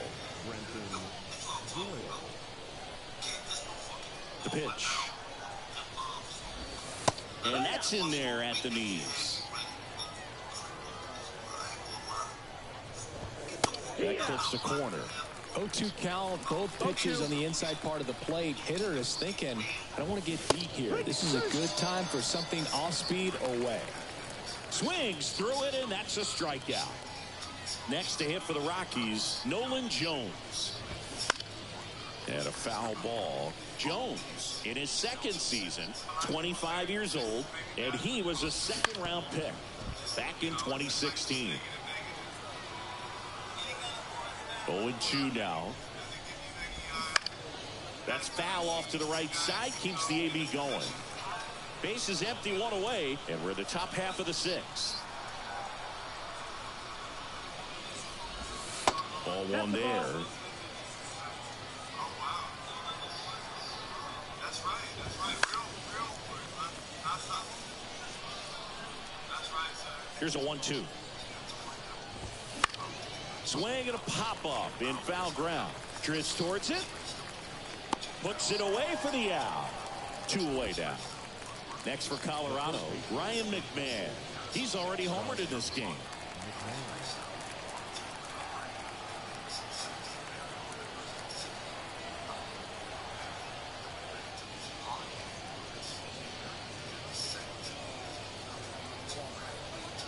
The pitch timer expired before he started his windup, so that's a ball. That must be incredibly frustrating for the pitcher, but this is all about creating more action and speeding up the game, and it's working. It really looks like these hitters have been in between with their timing today. Good fastball, excellent slider, but they've not been able to commit to one velocity and stay there.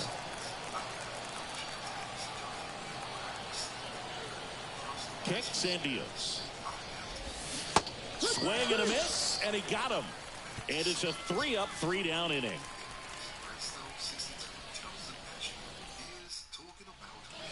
Well, we go bottom 6. And the batter now, Heston Kjerstad.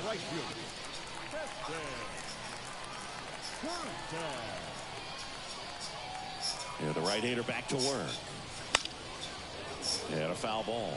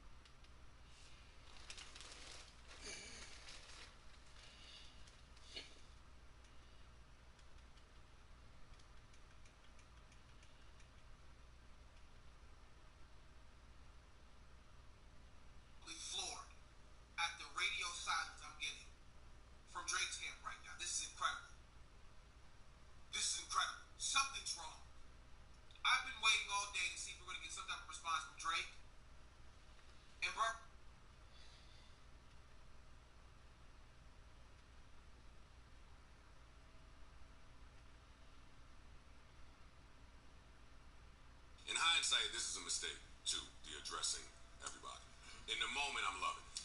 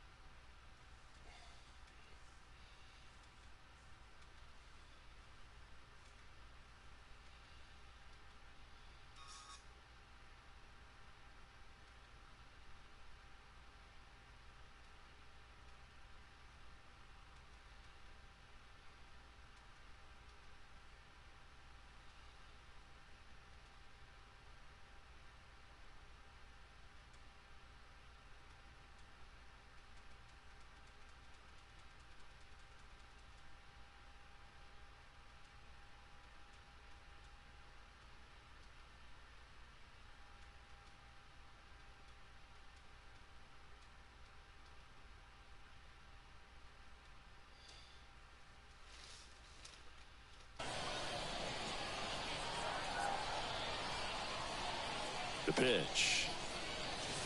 Swung out, belted. Deep. That one went back there, and that one's going to land not so much here, but here. That was blasted to the moon. And they add on. It's 9-1. Back to the top of the lineup, Brad Miller now at the plate. And first offering is fouled off.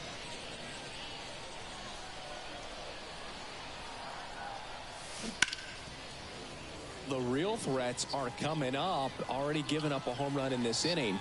He's going to really have to bear down. And there's the ball. Nobody on, nobody out with a run in here in the bottom of the sixth. Hacks and misses. It's a strikeout. So now here's the DH, Mickey Mantle. Mickey Mantle.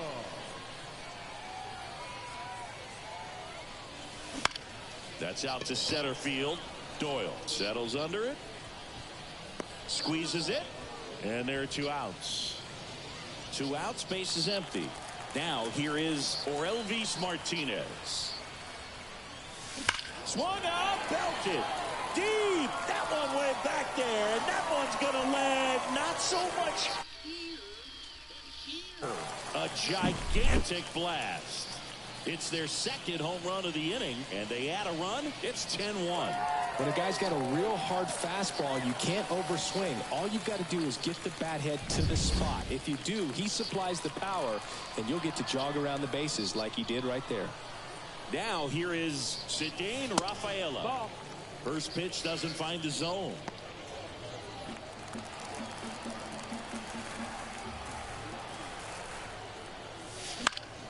On its way to the corner. And no one can get to it. It's a foul ball. Right-hander kicks, deals. Swing and a miss. And the count 1-2. He has a tendency to chase out of the zone, and that slider that's down, that's one of his money pitches to get that swing and miss. Foul ball, still a 1-2 count.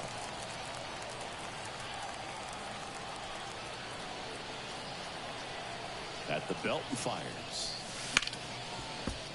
Fouls it off, still 1-2.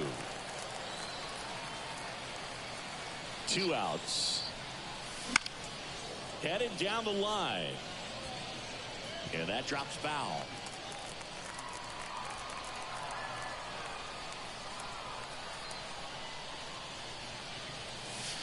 And that's outside. This guy's a fun guy to watch taking at bat. He just battles up there. He doesn't take a pitch off at all. Makes it so difficult on the pitchers out there. You can tell they get frustrated. Doyle brings it in with a nice run and grab.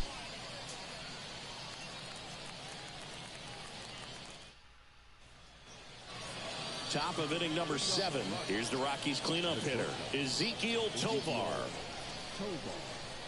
And a pitch. Hitting is all about anticipation, and right now this lineup is struggling with it. Their swings are mistimed, and it's produced a few ugly cuts here and there. Strike 2.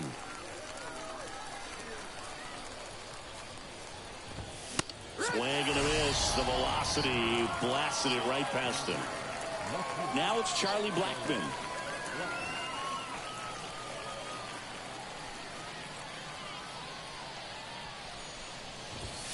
Fastball in for a strike, 0-1. Pretty amazing. His first pitch strike percentage over 90%. You know you're getting something in the zone first pitch. So if you're a hitter, got to be ready to let it fly, even though he's had a lot of success on that first pitch of the at-bat. Swing and a high fly ball down the right field line. And it gets into the corner, but it's foul.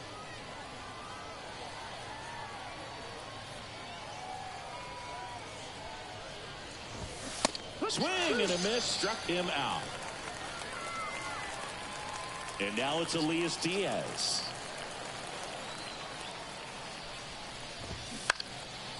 That one lifted to left, sizes this one up, makes the catch, inning over.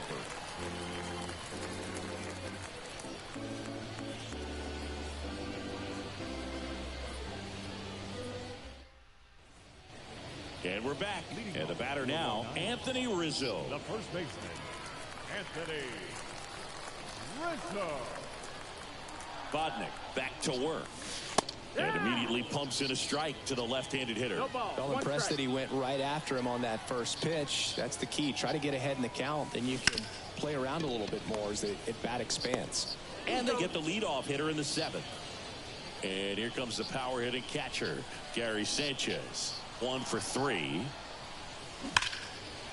Line drive, base hit down the line. The throw into second, around first, digging for two. Now the tag at second, and he's out, trying for two. Now the left fielder, Taylor Trammell. Swing and a high fly ball to left. Blackman makes the play, and that is for the top of the 8th. Now at the plate, number 82. The wind of the pitch. That misses the zone, and it's 1-0. And that gets the top of the zone for a strike. Next offering upstairs.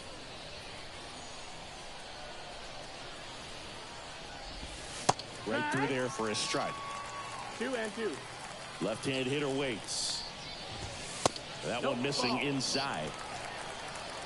Full count.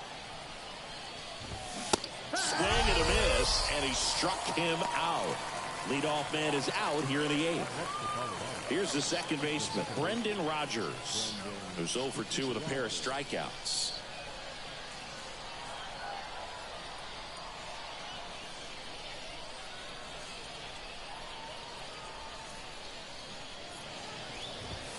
Fastball for a strike, and it's 0-1.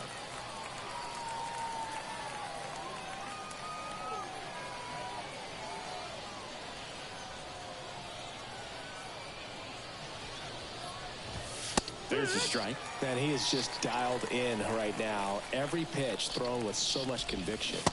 Swings and misses. That's the second out.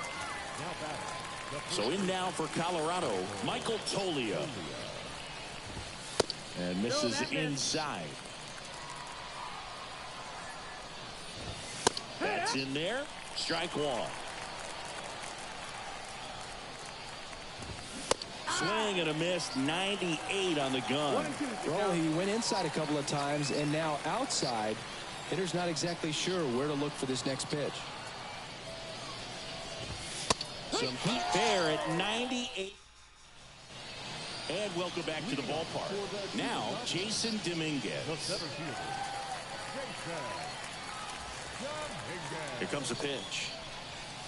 Swing and a miss. 0-1. Yeah, I don't think anyone's got good numbers swinging at pitches in that location.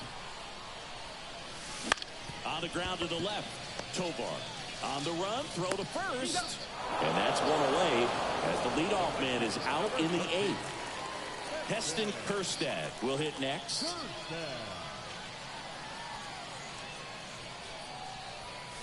First offering, and it just misses.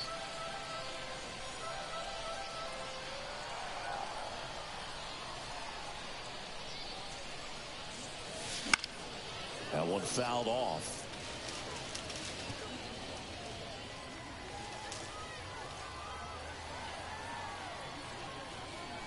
One down, base is empty. On the ground, right side. 2 up, 2 down. Good two-seam action right there, running away from the batter, rolled over it, got the ground out. So the lineup flips over. Now it's the shortstop, Brad Miller. Foul ball there.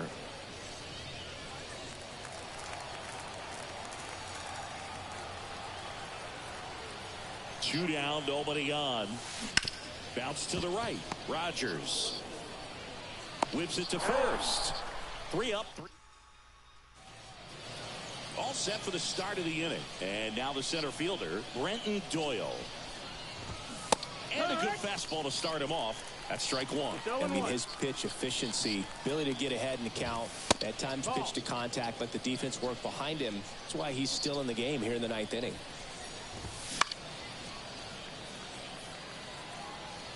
And the righty deals. Swings over the splitter for strike 3. Nolan Jones digging in for the Rockies. Swings through that one for strike 1. You just don't see it that much anymore. A guy being this efficient and getting this deep into the game. I wonder if he's going to be able to close it out. It's just something about that 9th inning. But being at under 100 pitches, he's still got plenty of fuel left in the tank.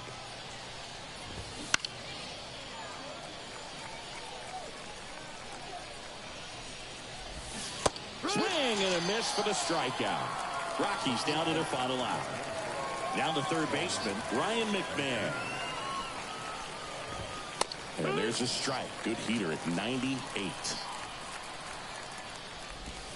Next pitch misses outside. Ball one. Well, just about to hit that century mark. 100 pitches for this game. Here's a 2-1. Fought off foul. Well, he got challenged with a good fastball right there. Just couldn't catch up. And another ball. One strike away. Got him. And that wraps it up for this afternoon. It seemed like from the first pitch of this ball game, this guy was going to get it done. A quality start, who knew? He'd throw a complete game and get the victory. But an excellent job of continuing to just throw what the catcher put.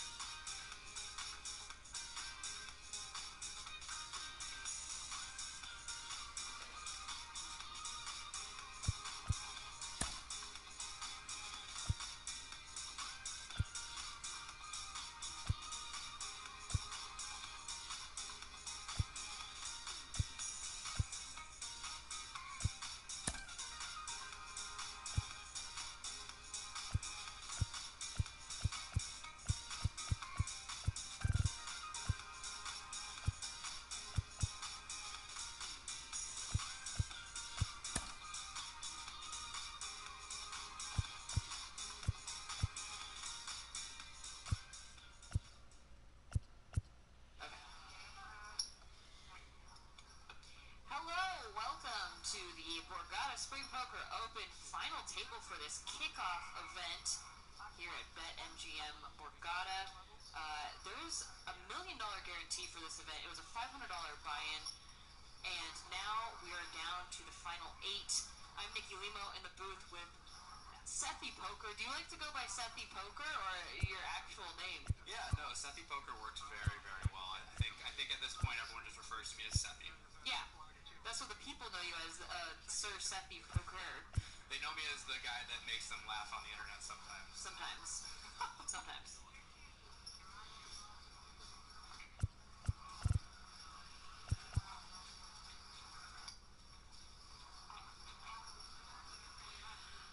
Alright, we're doing some intros here for our players. This is Brian Tolley from Medford, New York. David Adam Castrillo from Pennsylvania. We'll figure out what the blinds are so we can get an accurate stat count later. Chris Lovett, like Sweet. From Morristown, New Jersey. A lot of East Coast folks. Yeah. We are here on the East Coast in Atlantic City.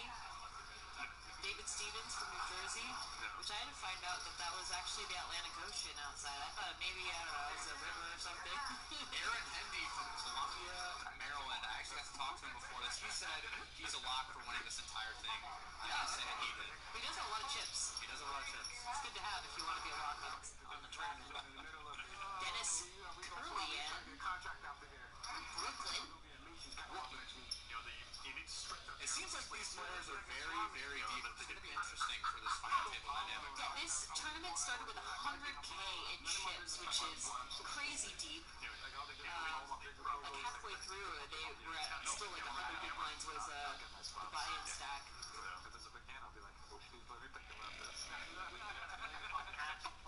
Get a little tabletop going. I came in, I didn't bring not one of them.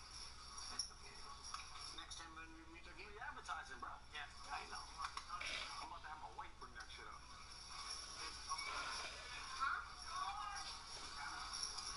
It seems like we have some characters on the table today. I'm very excited to hear what they have to say.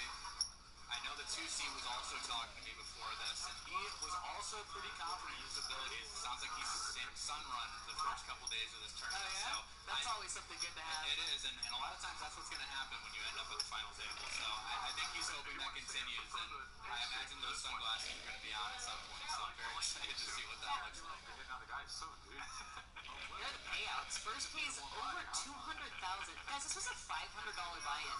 Wow. Second place also over 100K at 145. Third almost at 100K, just brushing it. 99,000. There's a lot up top. All of these players have 20K on lock and looking to spin it up. Cool structure. Does anybody do it better than Borgata? No, this is such a fun structure. And leading into, the WSOP season, great bankroll builder.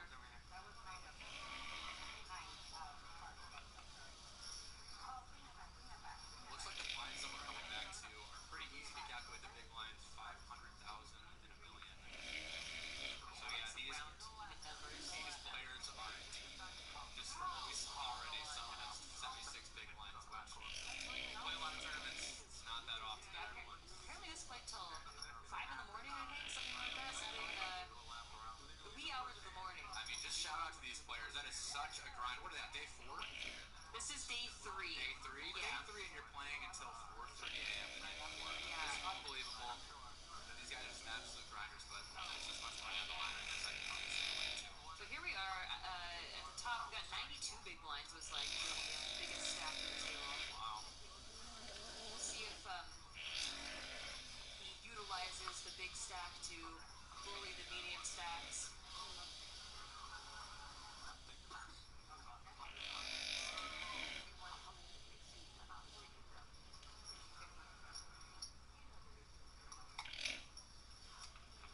Laughing.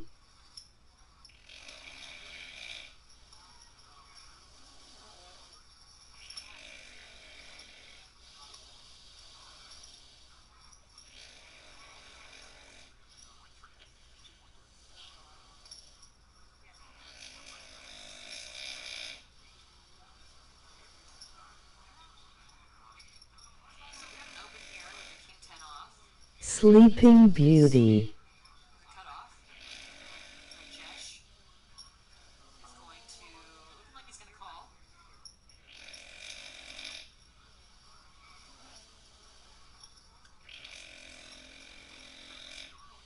Let's see. Go for it. Oh, Chris waking up with aces. In the big blind. What a spot. First hand in at the final table. You wake up with aces in the big blind. You got 14 bigs. Probably going to be a shove.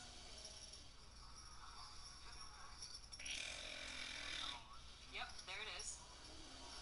And to be fair, ranges should be a lot tighter on the final table, so, king 10 off quickly folds, gets out of there. Rajesh with 12 big blinds. The king 10 suited. He's going to show the bluff. I was going to ask you, how do some of these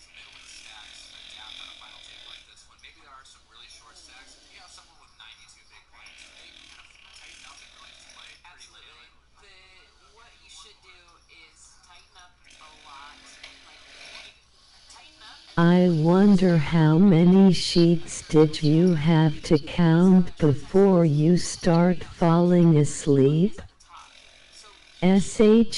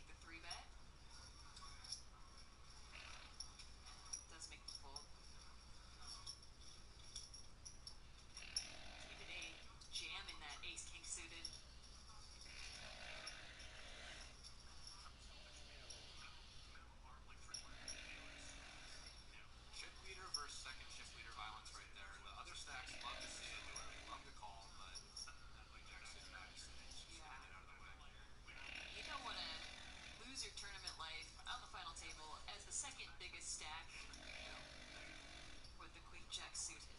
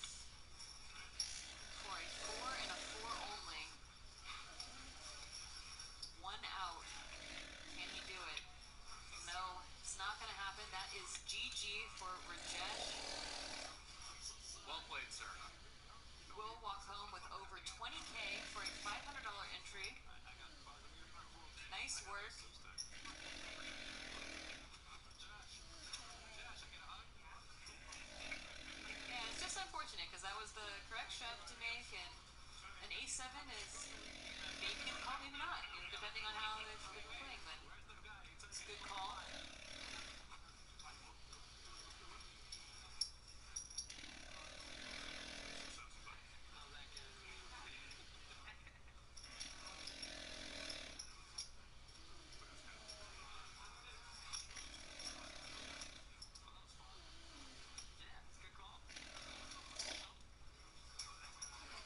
Table congratulating Dennis on the call.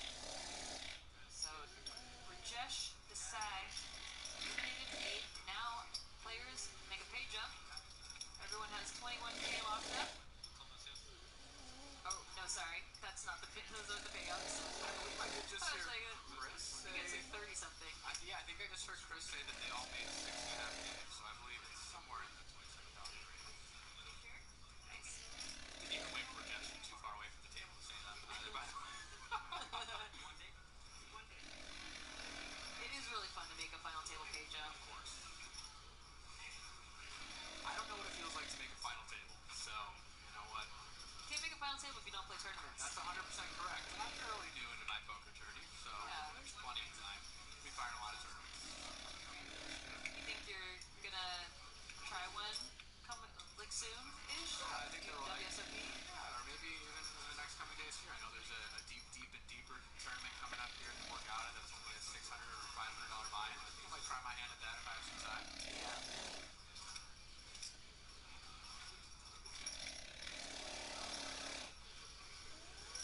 I will say, moving from cash to so I would believe you. So many elements that are different.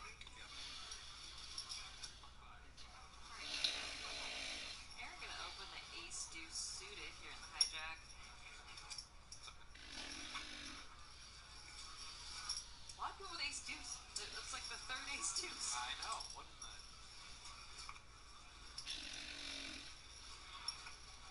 Brian considering the call from the big blind.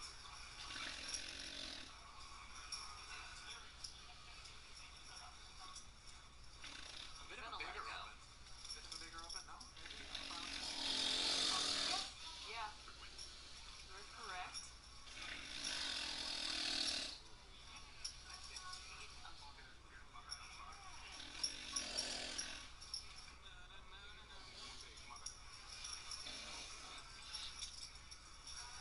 Alright, so here are the cumulative wins so far.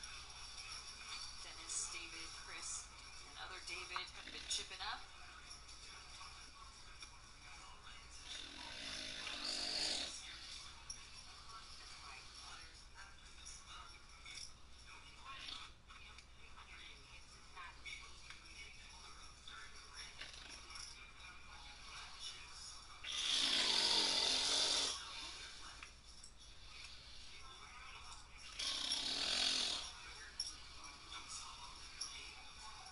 So there were 3,400 runners for this event. We are now down to the final 7. 3,408 to be precise. Wow. So these guys have traded 3,400 people to be here. Dennis opening pocket 9s now.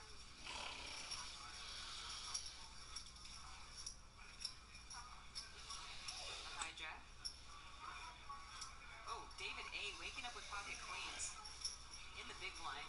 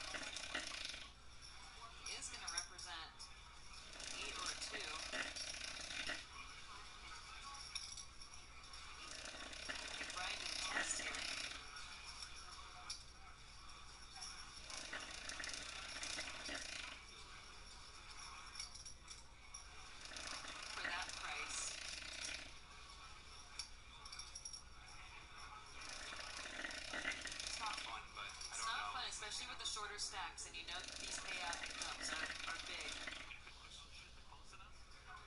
If he makes the call and is wrong, he has 12 million left.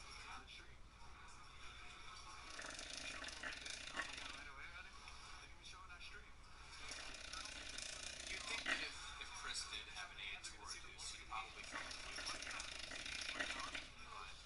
Oh, it does work. It gets through. Picked up on the weakness. Maybe thought Brian Sand was a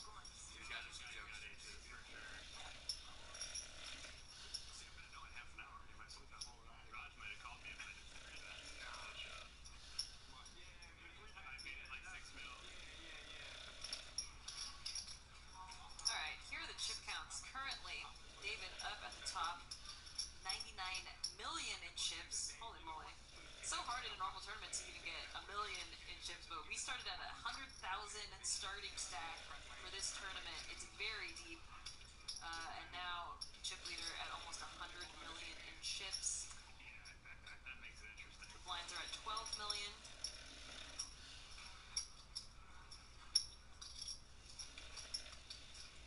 Almost 80 big blinds.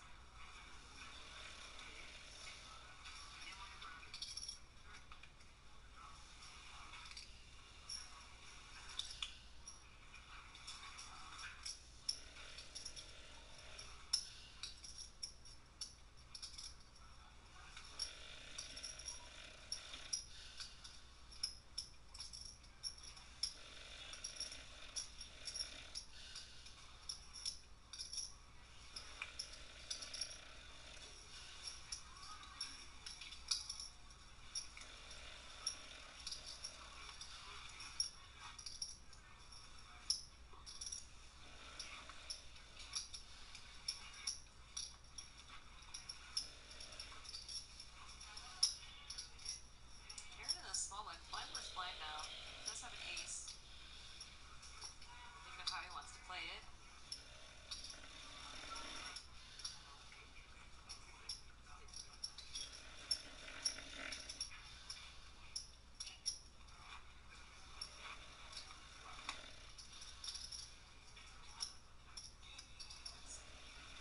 Raise and a fold from Dennis. Virtual Joker in the chat said, good luck to all on the final table. Missed bagging by 13 minutes. That's unlucky, my hate friend. that. I've only cashed one tournament in my life, and I almost bubbled it. So it's the Colossus of the WSOP. So I know what that feels like, or at least you're getting close to it. So I know what that feels like. Day 2, last level of the night, both times in the WSOP main. I can't make it past that last level of day 2. It's always right before the buzzer. No one likes bubbling a tournament. It might be just the fact that as you're leaving, you know everyone's so excited that you busted. Yeah. It's just a pretty brutal feeling. Hurts. Ryan with a snowman here under the gun. 16 big blinds. It's got a better memory than me. 6 flat. 6, yeah.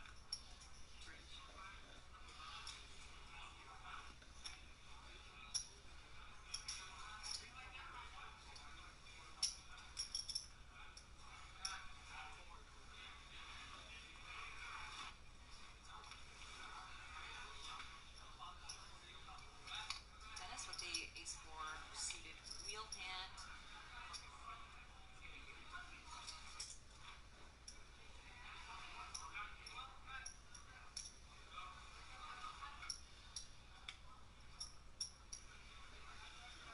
Takes the call from the small blind.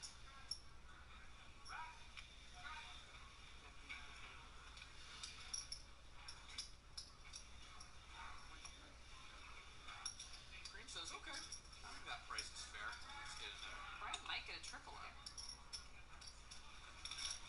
Have it come deuce, 4, 5.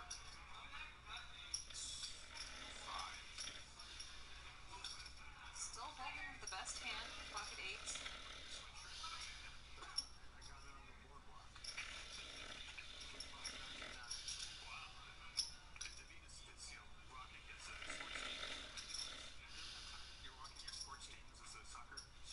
Checks are fast. It's a free card for the turn. Board is paired, Broadway, straightening out. Dennis and Kareem with a gut shot, or Kareem with an open ender actually. Board is paired. Ryan's pocket 8s are good, but there's absolutely no way to know that on a three-way. Very hard to know that when you are an underpair to the entire board against 2 other players for your tournament life here at the final table.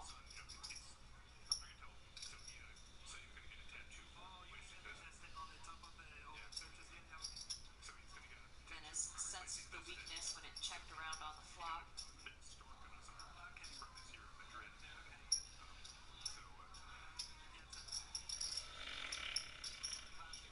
Ryan probably going to let this one go. A flat call from the small blind pre-flop.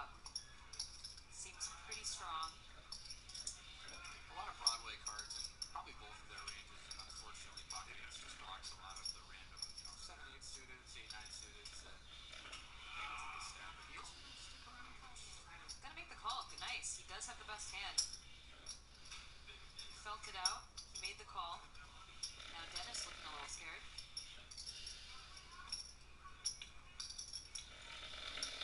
Wow. Double paired board. Probably going to go check on this river.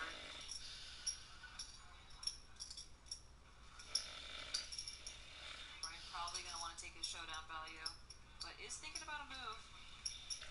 Unfortunately, Brian has no showdown value. He's playing the board. Yeah. It's a sick river for him in the sense that he made the correct play, and he does unfortunately check it back here. He's going to lose now. It would be a nightmare to jam and just get snapped off by a king or a jack. Yeah, he would have called the river with the ace.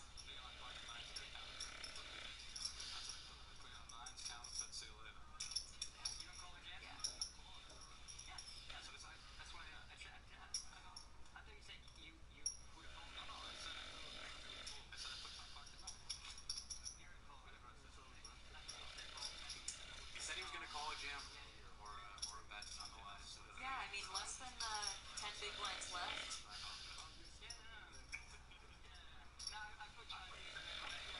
Just don't have fold equity at that point. I think a lot of his strong hands. We're probably going to bet the flop in position.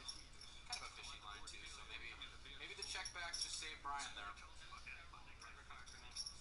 It's rough, yeah. It sucks, but maybe it's just a spot where we try to live another day and find a better spot. Small c-bet on the flop. Probably would have taken it down. Can't be results oriented. Got the king 10 suited here from David. Sitting at about 25 big blinds.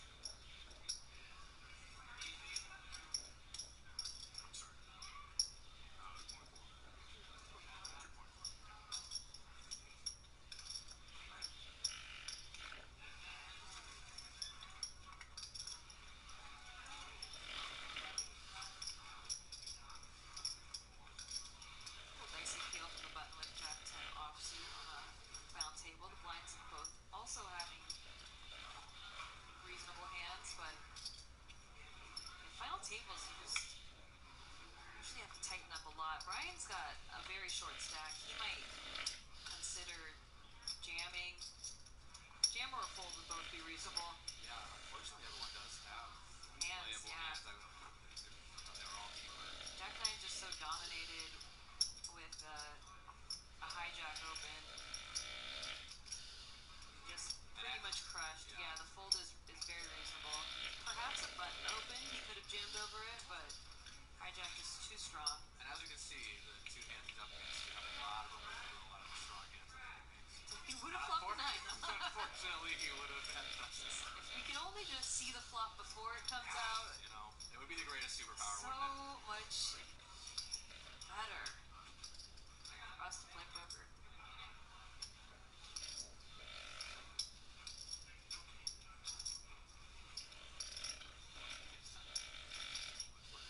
I'll show you. You don't have to wait half an hour.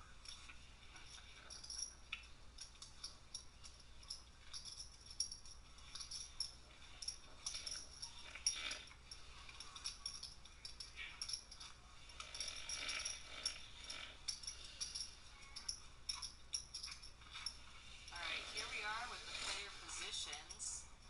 These are not in order of chip counts, these are just the positions at the table. You want to know who the people are. The players who have now faded 3,401 in the field. Huge field, such a great turnout. Here at the Borgata Spring Open. If you haven't checked out the schedule already, you really should. There's so many high value tournaments, huge guarantees, low buy-ins, just something for everyone here. Absolutely. And the staff is just amazing. The room's awesome. The room is awesome. The energy is great. All the people that work here are just awesome.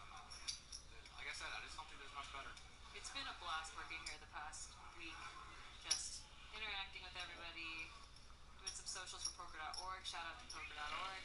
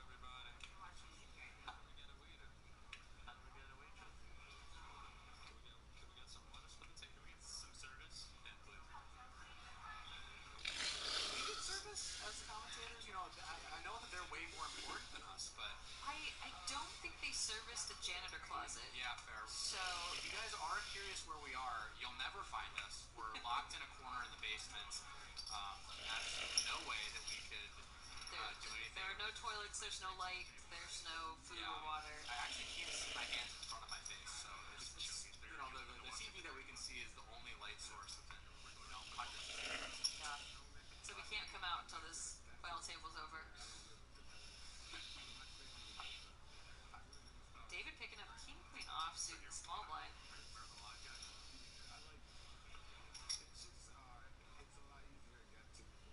Green with a little bit of a spicy open here, the jack-8 off for the cutoff. Sometimes you just want to get involved.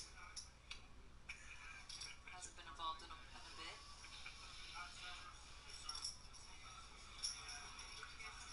It's a good shot.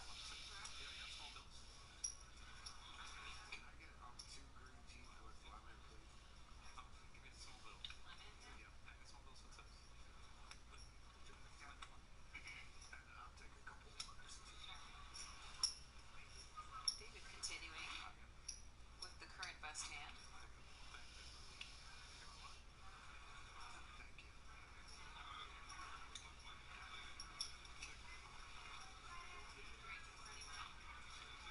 Earlier, David did float pocket queens pre-flop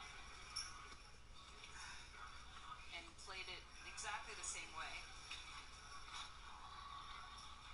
So you never know what he has. Green a little skeptical. Pausing on the ace river. Kareem gonna take a stab at it.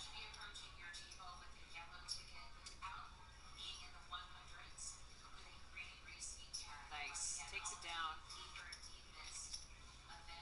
Knowing that the ace is much more in the cutoff range. Good scare card to bet on.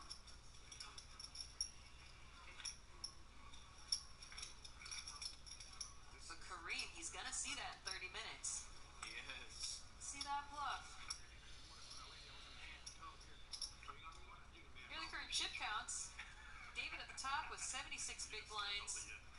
Pretty deep final table here. Brian Tolley looking to spin it up at 5 big blinds.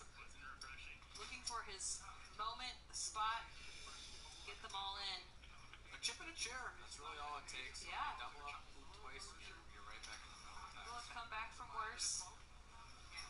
Only 2 players under 20 big blinds at this final table, which is very rare. When you have 5 big blinds, you would be surprised with some of the hands you'll get called by with some of these big stacks. It's definitely possible to win some all in. Pick your spot. Hopefully you get a triple up. Yeah, true. Be even more sweet.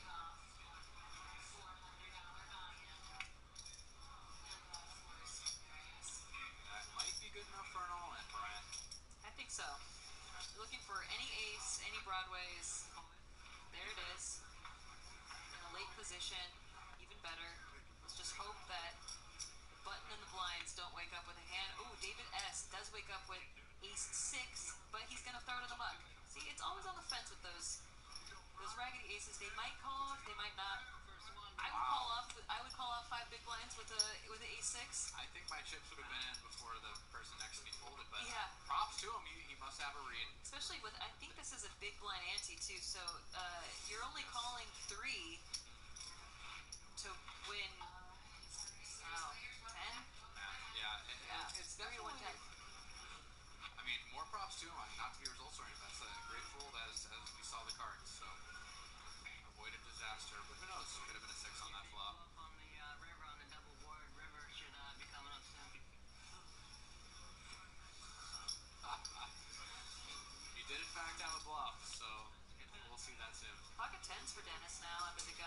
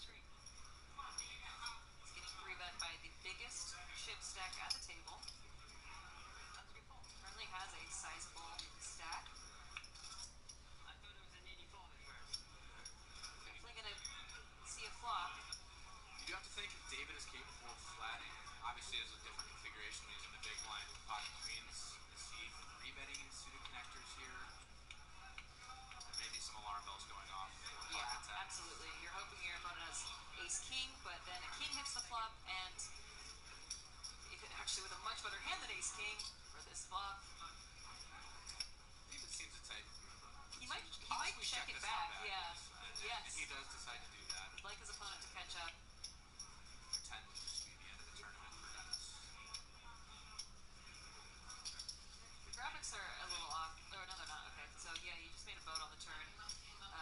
Dennis getting saved by how dicey this board is. I thought that was a 10 for a second. I almost... That would have been very bloody. Very, very true.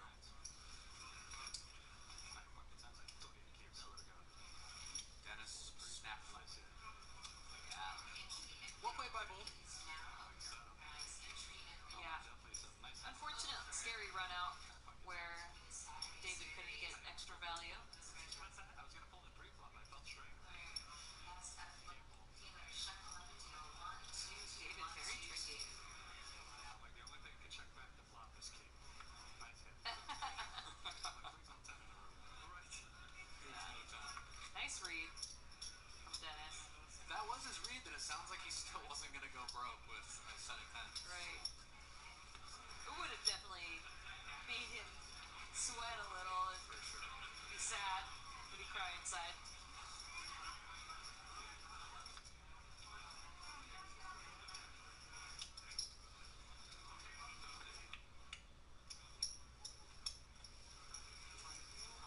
Use like the Dukes of Hazzard. They don't show your face, only your hands on TV.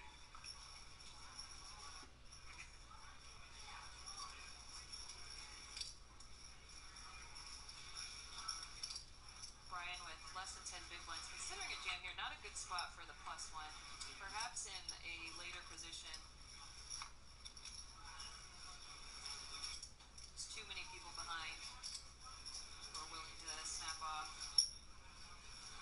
Chris with a suited wheel ace, the cat jam hand, if you will. Shout out to Landon Tice. Solver.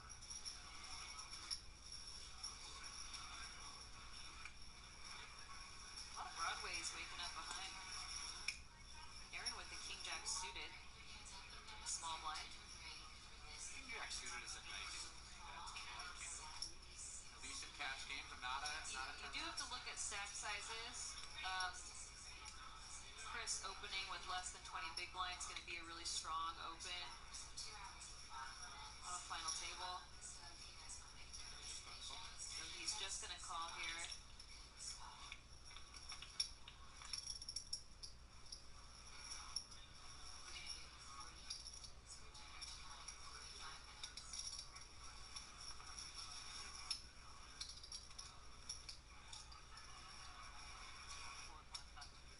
Check on his flop, yeah.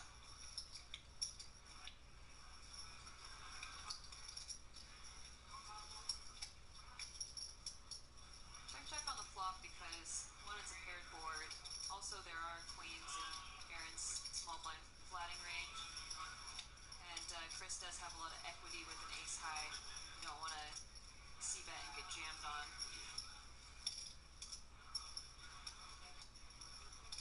Chris going to try to realize his equity as cheaply as possible. Aaron going to take a stab at it. Does have a mud shot.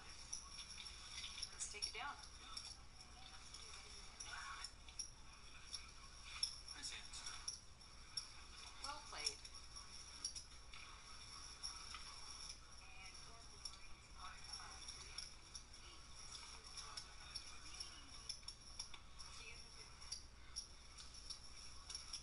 Alright, here are the player positions. These are just the positions on the table, not the order of chip count.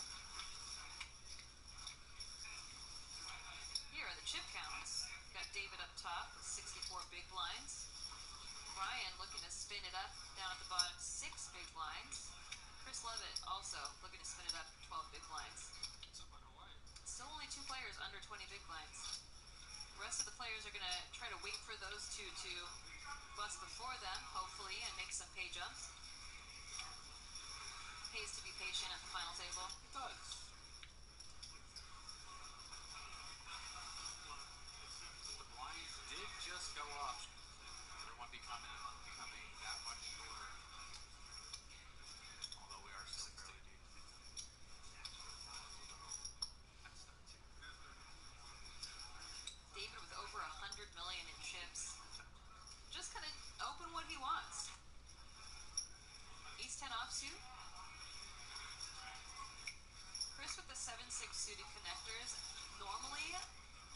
hand if you're deeper, but him with under 20 big blinds, 12 big blinds, not really a hand that you want to get involved with.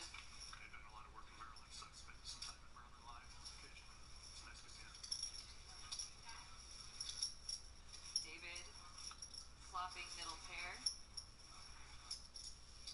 This is a non-blind versus blind limped pot. You don't see that very often. But David obviously having a bit of a lock on this one.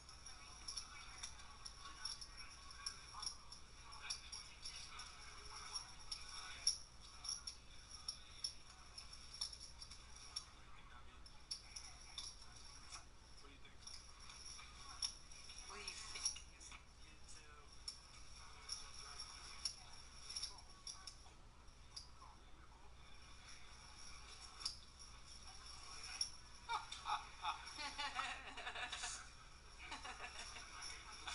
David wasn't too sure if he wanted to call or not.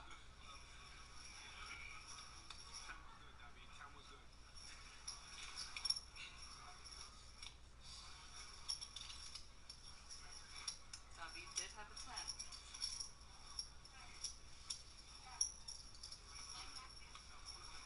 Next time, tell me to fold, and I might call. That's what I tell you to call. Yeah, but I'm over there. Trying to do reverse psychology on me.